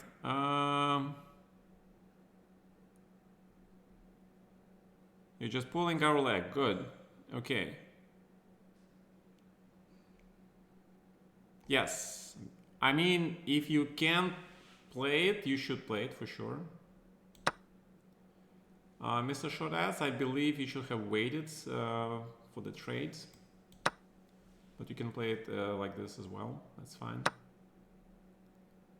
So, as I said, start to bring the king, right? Prepare for the time when you take on c6 and then you just go after the pawn.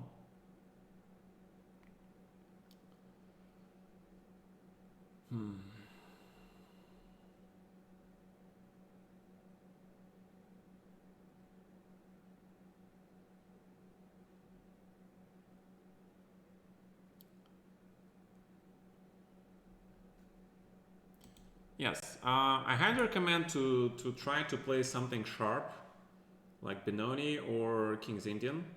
That's for sure. You should try at least to play some of those openings. It will help you with your dynamic sense of chess. Okay. Right, G4. I like this move, Mr. Logic. I like this move. Active, and finally you're getting some threats of your own. And now your pieces actually make sense. So I like this idea. So this knight f5, bishop e6 was not a great idea of mine.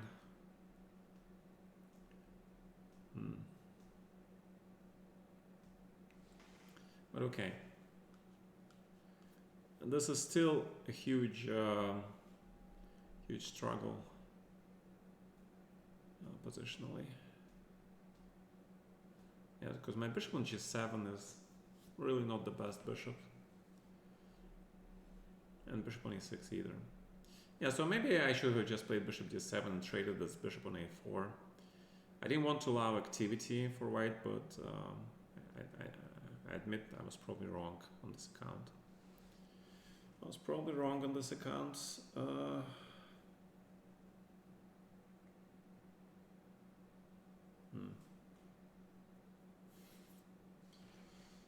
Probably wrong.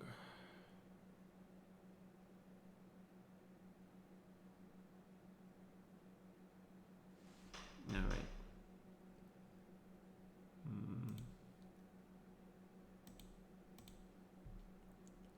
You prefer the Banco for the go for the throat games? Yeah.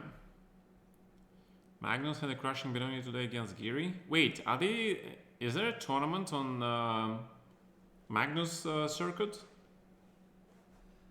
I lost track of all the events that are happening, because there's plenty of chess.com events, and guys, there is a new event starting from May 1st. It's called the Chess.com World Championship event. It's gonna be mighty crazy.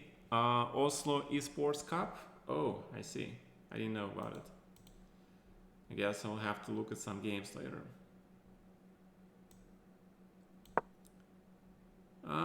But why not knight f4? I mean, this is perfectly fine. Just curious.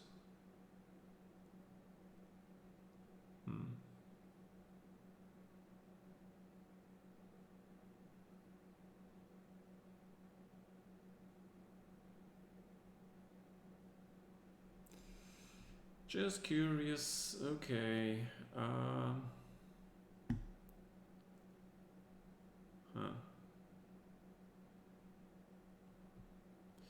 Alright, so can I go like this? It's kind of weakening my king too much.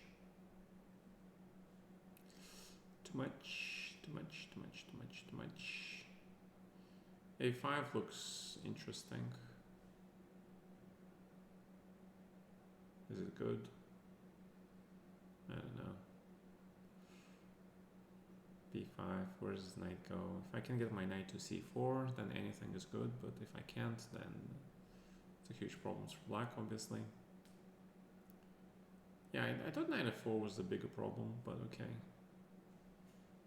f5, knight f4, bishop f7, you have rook e1 maybe even. Yeah, I don't really like my position. Yeah, your pieces are more harmonious. My knight in e7 sucks. Sucks. That's just perfect word for it. This knight sucks. My queen on b6 sucks even more. But unfortunately, I don't have a good square for the queen.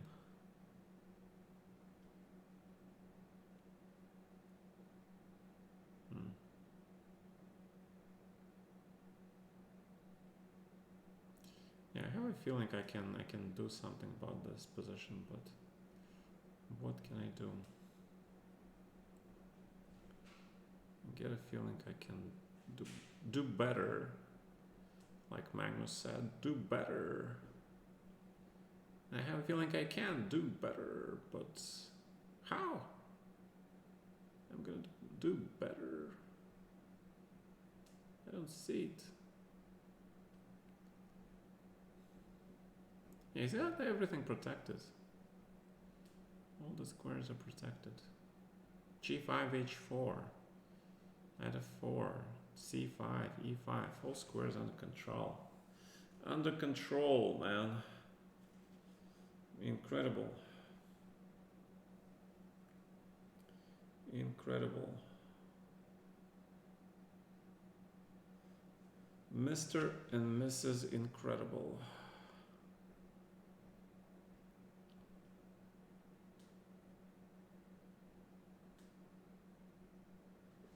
Well, I think I have to play a5, yeah. There's not much of a choice. Bishop to c5, well, if you want to open my rook. Wait, short ass, what are you doing? You're blundering mate on e1, right? What are you doing, man?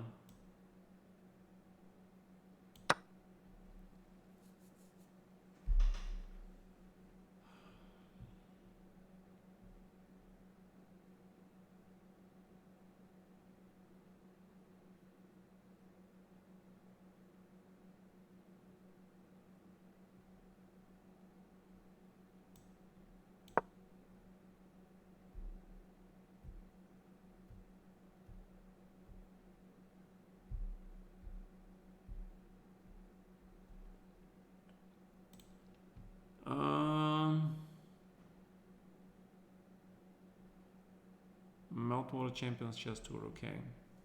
Got it. Thanks.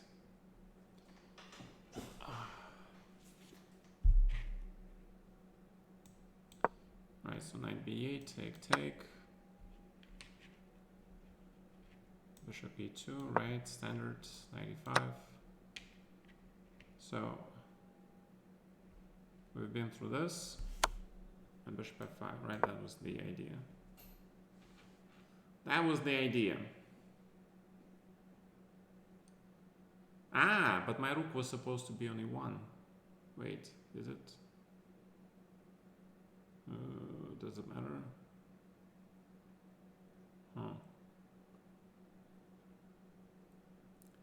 Actually might matter, yeah.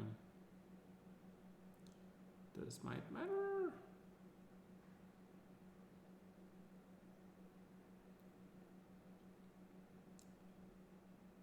This might be important.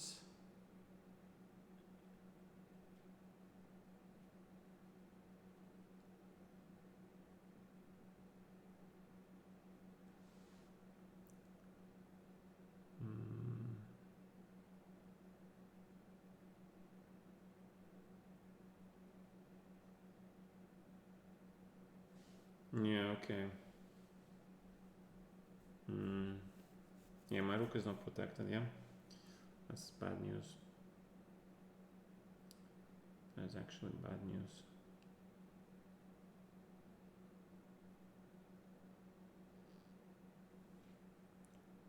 use it to your advantage. Yeah, I thought it was good for me, but I think I'm wrong, yeah?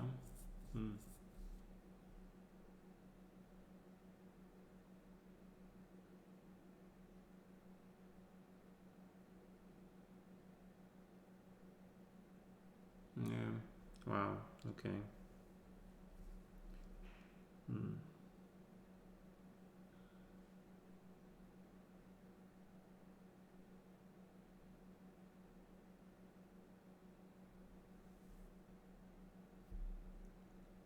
F4, yeah, that's exactly what they play.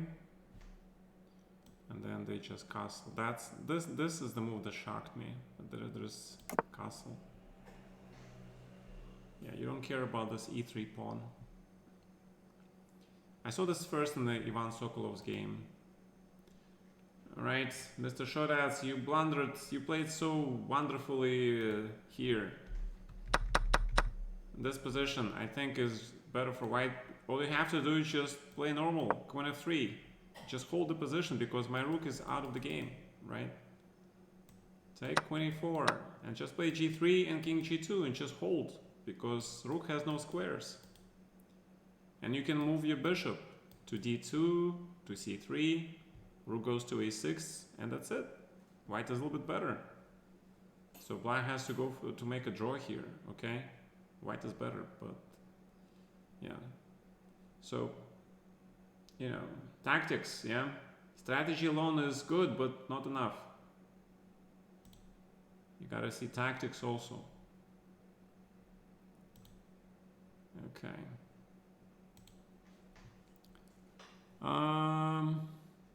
You ran super long time, didn't fully calculate towards the end. You tend to take few risks and play really long grinders. With the short time control, you consider playing more dynamic tight lines in my catching.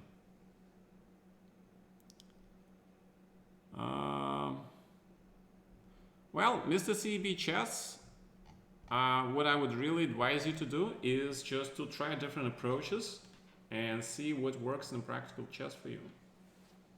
I think that would be actually the best advice I probably can give you, man.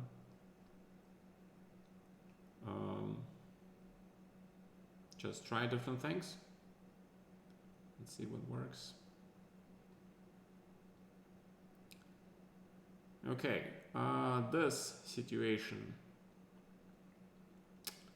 What are we going to do about this situation? Rook h1, you take on h5. That is a problem. So I think I have to play rook e1 here, like this, which I don't really like, but I don't think I have a choice. Take, and knight to d7, or bring the queen immediately. I have a feeling logic is trying to set me up for something here. I have a feeling he's setting me up for something here.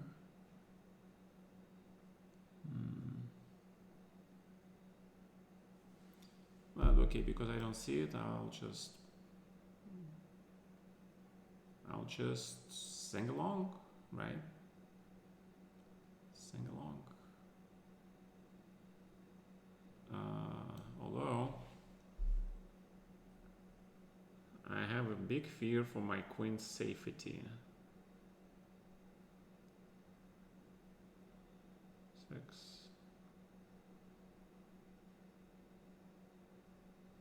I have a huge fear for my queen's safety, but I don't see how I lose immediately, so let's do it. Second rook to c5.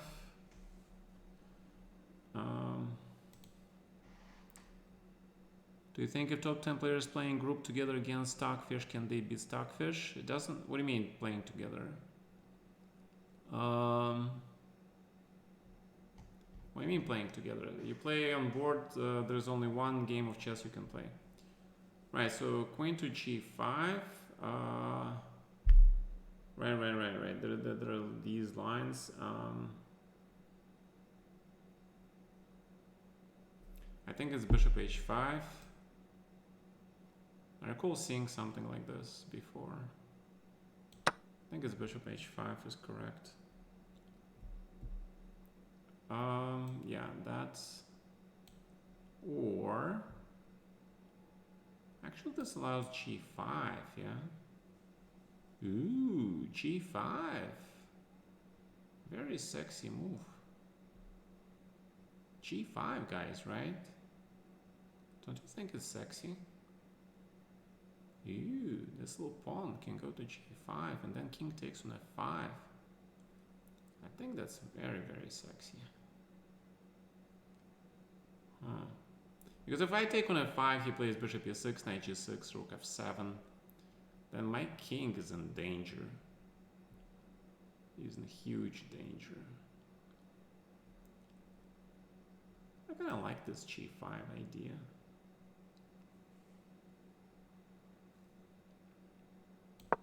So let's do that.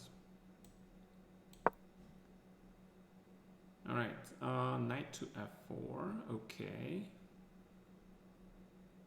All right, so I hate to go this passive mode. I don't think I have a choice. So I'm gonna play knight f8. This is called very passive defensive mode. I hate it. But I have to admit logic outplayed me here. Logic outplayed me here. Good job, man. Good job, buddy.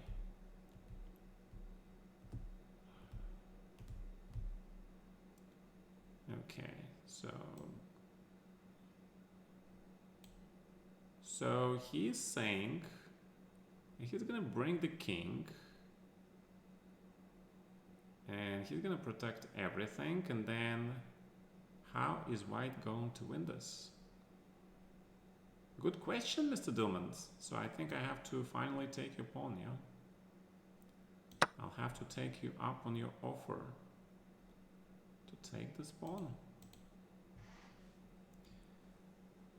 If they bring their minds together against the Stockfish, I don't think it's gonna help, because all these players are highly individual. The top players don't really work together well in a group setting. And second of all, it doesn't matter. The human mind is still a human mind. They're still gonna blunder stuff, man. Okay. Well, knight c4, knight d6, queen h5, pretty much everything wins. So king f5.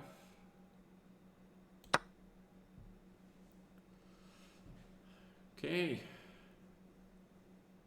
So Andromeda, I think you should have started with bishop e6 instead of knight f5. Okay. I mean, probably you didn't think there was a difference, right? But just be alert for such possibilities. Rook a4. And the threat is bishop e6, I guess. And I shouldn't be afraid of that because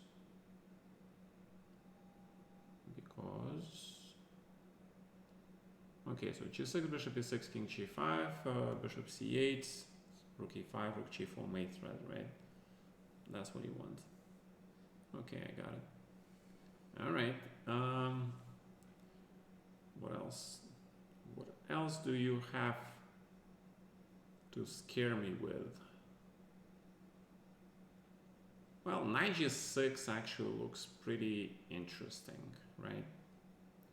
Knight f7 looks sufficiently dangerous enough to make an impression on black, I believe.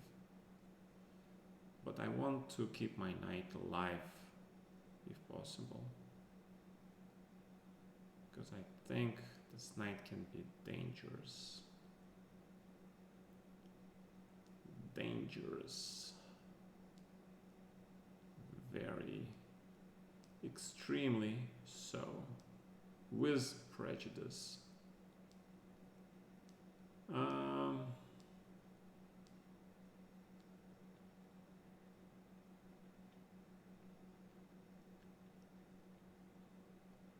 I don't know. You know what? Let's play g6 just for the giggles. I don't believe in that. So queen to b6. You're gonna take everything, don't you? So take. King to g5. Alright, so I don't believe that. I mean, white has rook h4 always, right? I always have b4. So my king is not in danger, really.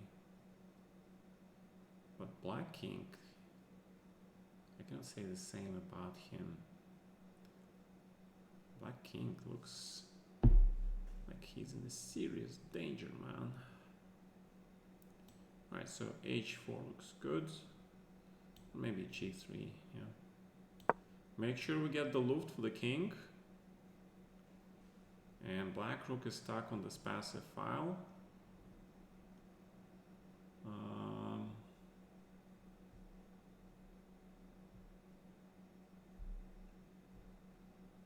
Okay. So queen to c6, right?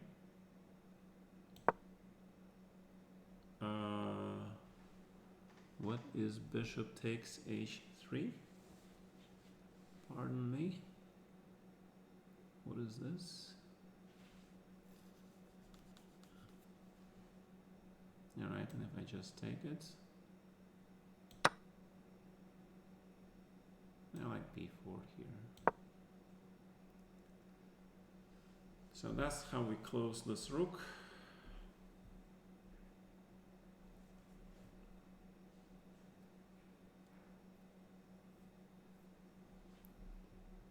And the double pawns are still double pawns.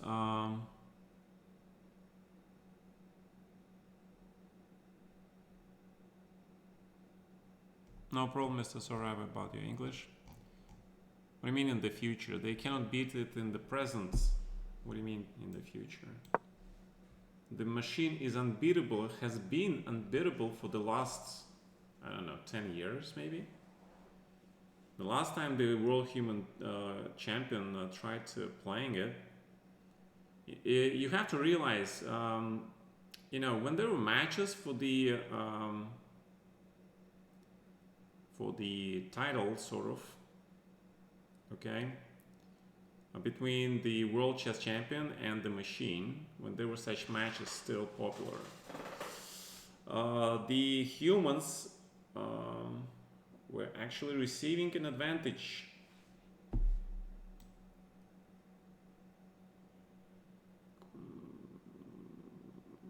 The kind of advantage they were receiving was they were asking for a specific version of the program so they can study it and look for the ways to kill the program.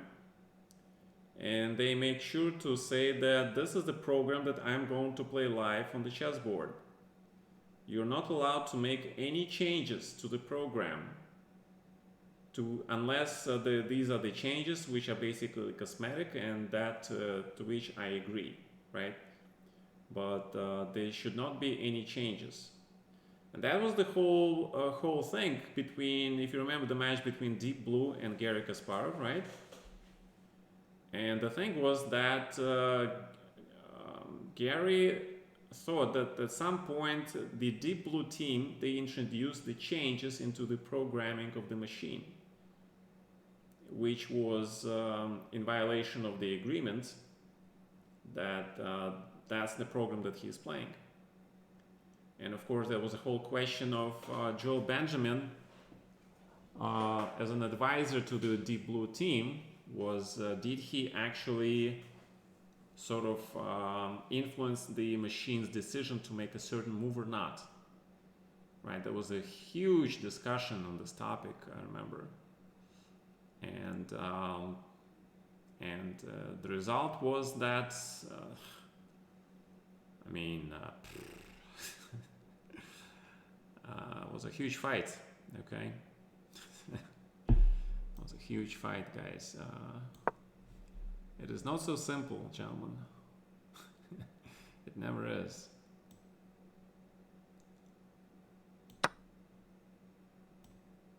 And Andromeda, you have seen knight c4. I know you did, right? I know you have seen this move, but you decided to just allow me to play it, right? Because you're a nice guy. I know you did. Thank you for allowing me to play this move, man. I appreciate it.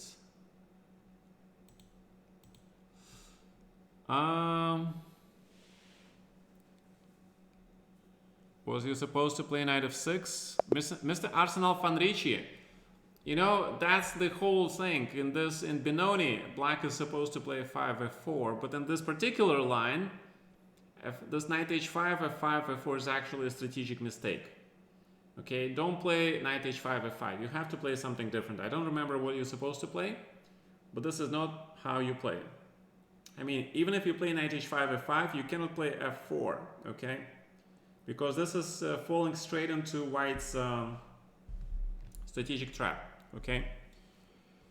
Mr. Dillman, actually, you still have defensive resources. I'm not sure why you're resigning. The problem with my position is that my king cannot cross the third line because of the rook b7, rook b3. All right, so I'll have to play something like rook b6 and then king c3, king b4, but then you can give me a check and go after my f2 pawn, which I think is still winning for white.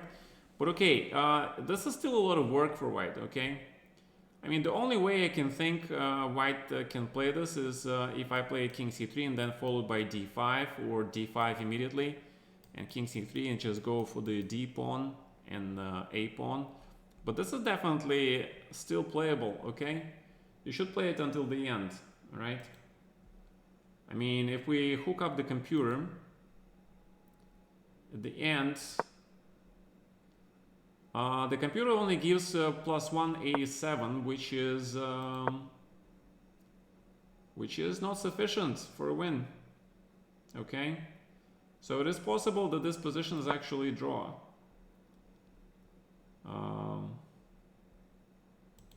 Okay?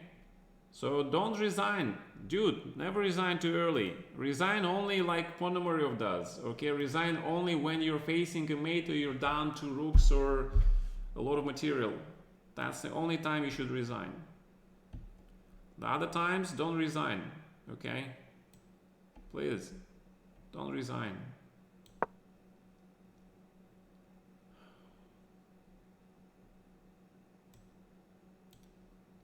Okay. Check.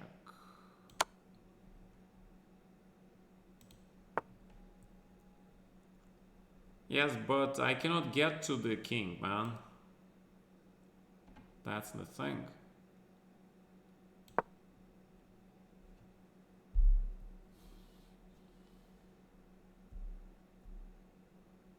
I mean, I need my king to get into the game, but it's not easy to get the king into the game without losing something.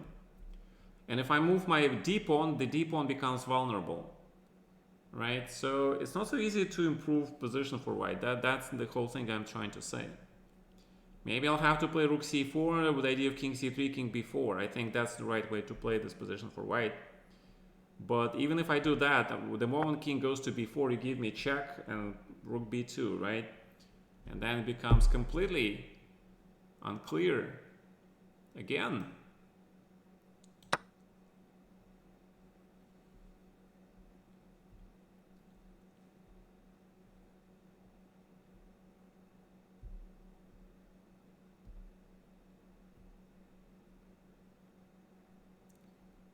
Rook e6. Wow. Okay. That's a nice move. That's a nice exchange sack, Mr. Logic. I like it.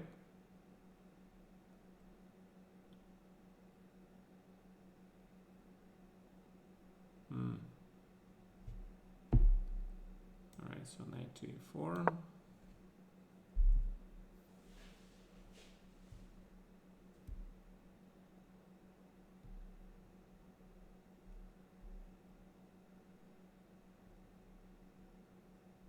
Okay, what is this position? Yeah. What is this position?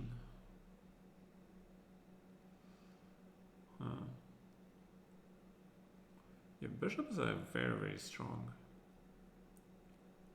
Yeah, bishops are very strong. Yeah. Right, Mr. Logic, I like the way you play this game. I really like the way you play this game, man.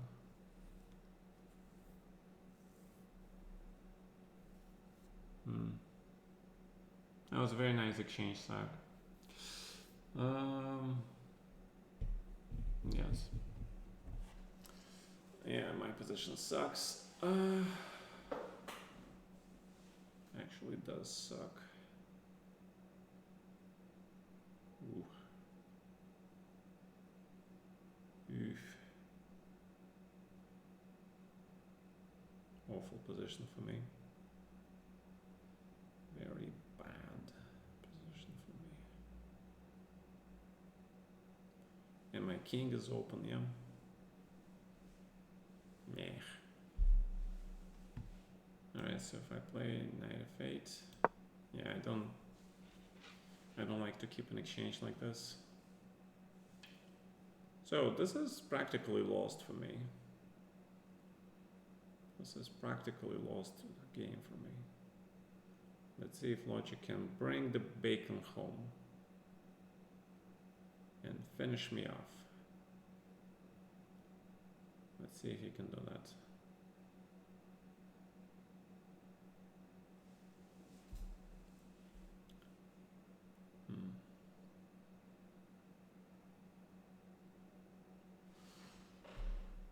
Okay, Mr. Arsenal Fonrici. Thank you for the game, man. All right.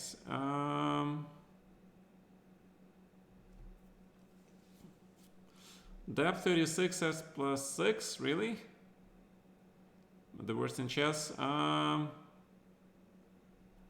Okay, maybe, but okay. I mean, how many humans can go depth 36?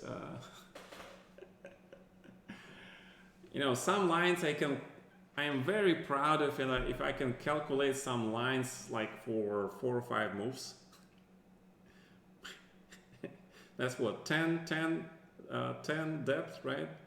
That's 10 moves computer depth. I mean, I'm very happy if I can calculate that far. 36 depth, man. Okay, what this means, however, in the endgames, there's a concept of not calculating moves, but of seeing the plan, right? Of seeing where your pieces have to be. And you need to find the ways how to reroute, maneuver your pieces into a certain sort of formation, right? That's the thing, right? And then it doesn't matter how far is the calculation, you just know they have to get there, yeah. But of course, so does your opponent. So the thing is, it's not enough to want to get your pieces somewhere, but you have to actually get them there, yeah. That's the big problem. That is the biggest problem. Right, okay, so Rook e1. Yeah, this is very, very strong, of course. Very strong. Yeah, this knight on e6 is a bloody strong knight. This is the pain in the ass knight. This is the sort of a guy that is a huge pain in the ass.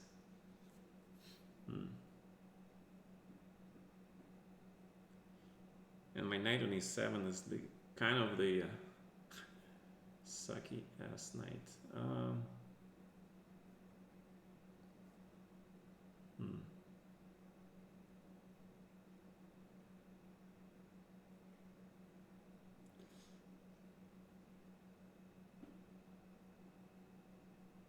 The thing is, I need this sucky ass knight. I need this sucky ass knight. It's like, I need this guy. That's the ironic part of it. Yeah. Chessboard is cut off. Oh my god, again.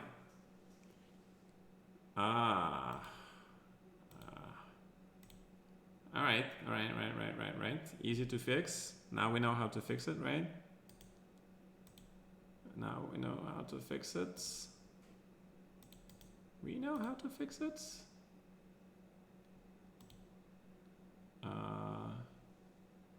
It goes like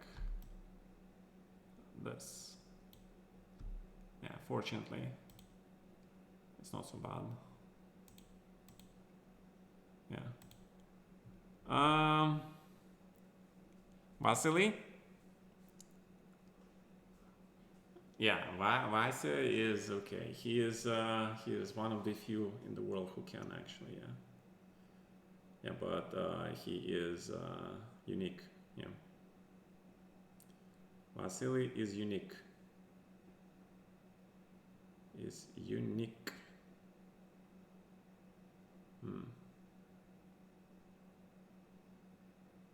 All right, fine. Rook d7. Yeah, let's just go over. Let's just get over this. Let's just get it over with.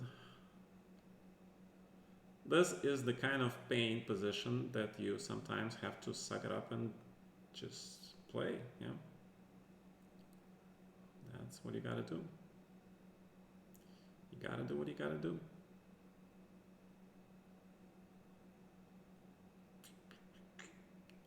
Sometimes.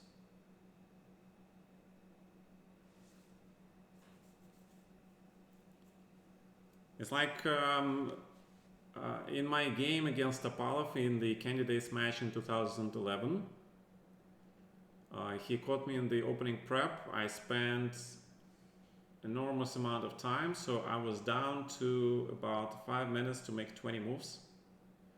And even though I was finding the best moves, at some point, when I was 1 minute left to make 4 moves, he suddenly found a way to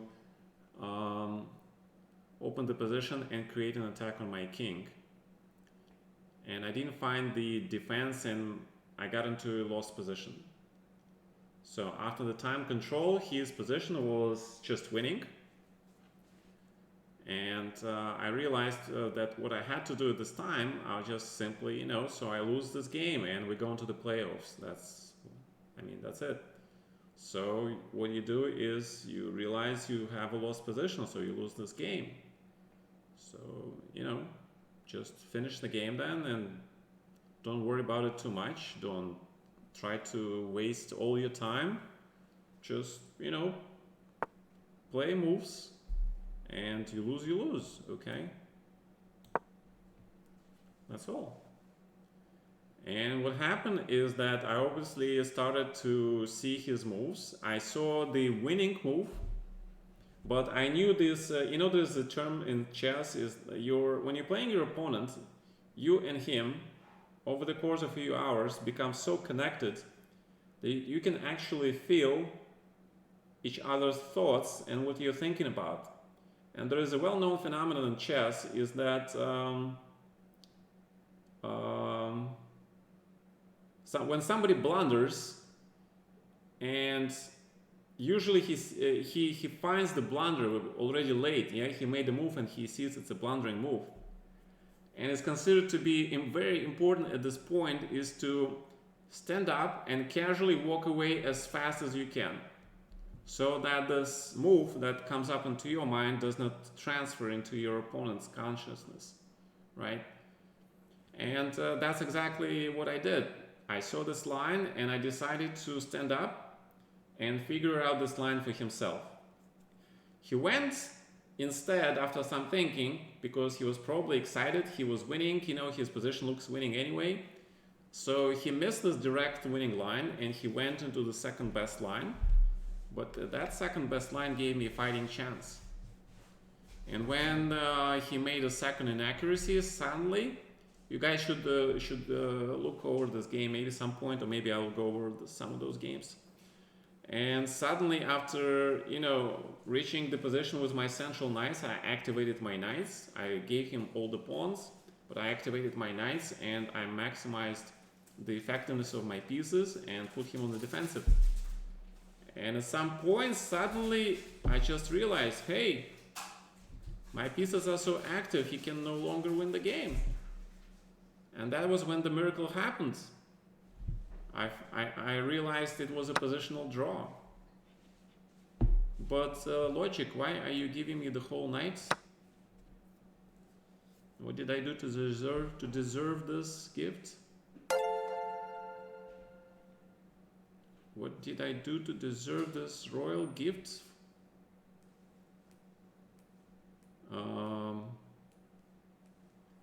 So, yeah, I had 2 knights and a queen, and he had 2 bishops and a queen and 2 extra pawns.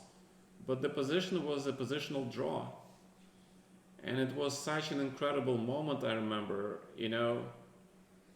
And I clearly remember how his whole demeanor changed when he realized he could no longer win the game. I mean, he suddenly realized and he started shaking his head, and he has seen it. And because he didn't win the game, that means I win the match and I go into the next stage of the candidates, and then I play Boris Gelfand, and then to whom I lost in the Blitz tiebreaks. Yeah, it was a whole story also. But this was my revenge in Tapala for my lost challengers match in 2009, and this is the match that I won. And I felt that this was one hell of a match. It was 4 games only, but still. I beat him in the second game in an incredible game with Grunfeld, and I managed to hold this draw in the 4th game in the lost position. It was a miracle. Yeah, it's like, guys, as I mentioned before early today, we play chess for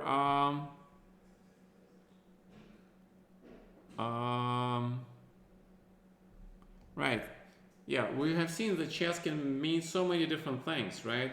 But sometimes there are things that happens in life which are just have no explanation, right? Why the things are happening the way they are? Nobody knows. We can only look for answers, and sometimes there are miracles, yeah? Because in chess it's a miracle because both players play it, and there's always a chance that your opponent makes a mistake or you make a mistake. But still, some things are just too miraculous, especially considering the top level professionals are playing it, right? And the incredibly high accuracy they play. If you guys don't know this, but Tapala Veselin, he has been practicing with probably, I think he was the only one who practiced with the supercomputer level of chess, okay? I think he was training and playing games with a supercomputer. And his degree of accuracy and understanding of chess, he was playing alpha chess. What is the name of the program that plays incredible chess? It was like not Leela, no, but there was another one, right? It was deep. It was like AlphaGo, but this was also Alpha Chess, right? Remember there was this. I think you all remember this game in Alpha Chess where it beat Stockfish.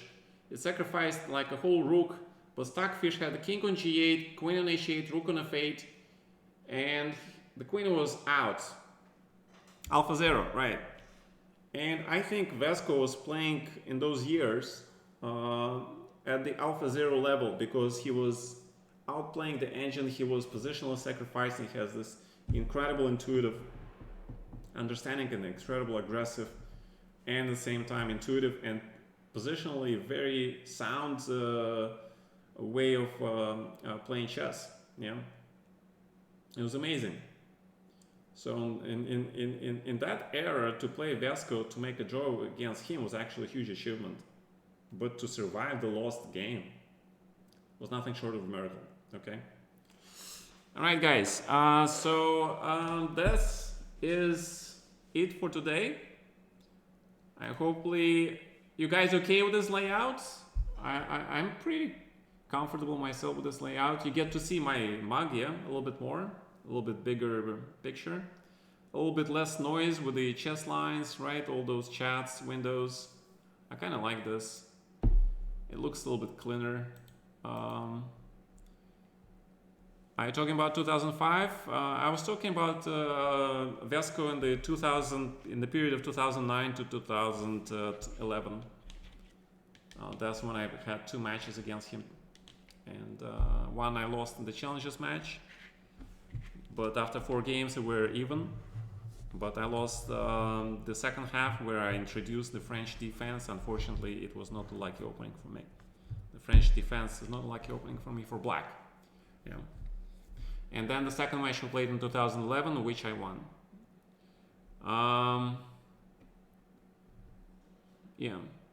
Yeah, Topalov was an incredible player. If you look at his World Chess Championship match against Anand, oh my God, Anand came very, very close to losing the match. He lost the first game, and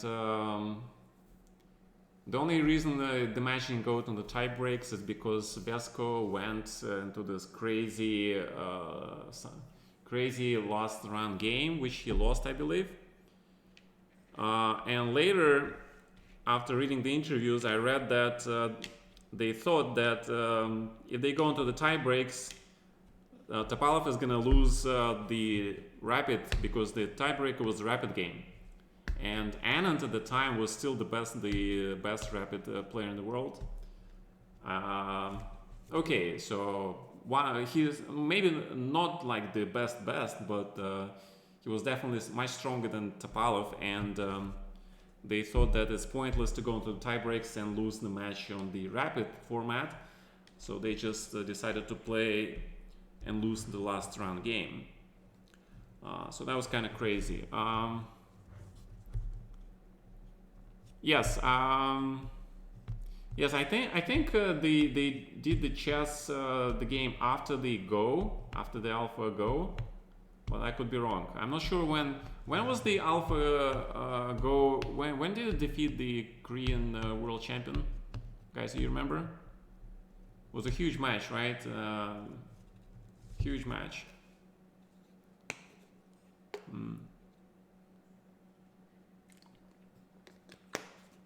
Yeah, I think that was also when they introduced Alpha Zero for chess, because I think chess was after the Go, or maybe I'm wrong.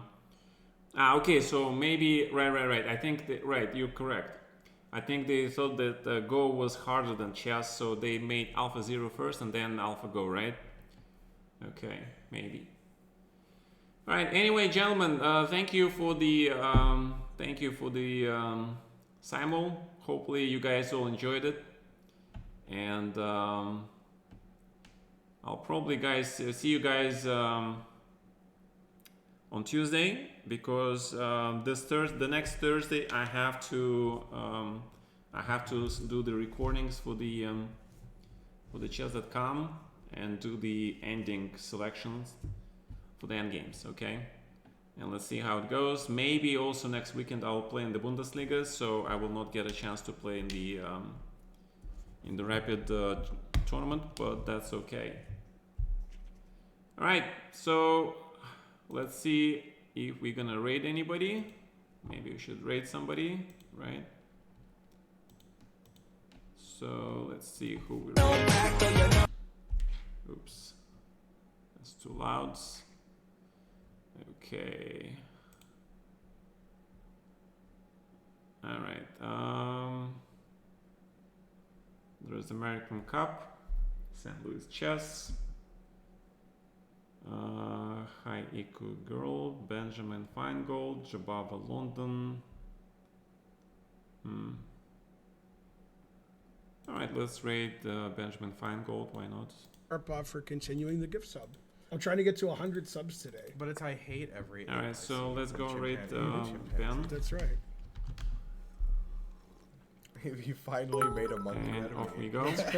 Thanks, Kid Bruno. 299. And guys, I posted the video of yesterday's rapid Always right. qualifier recap Alright, on emotes. YouTube if you want to check, okay? I used it today. Dang, that is good coffee though. Mm-hmm.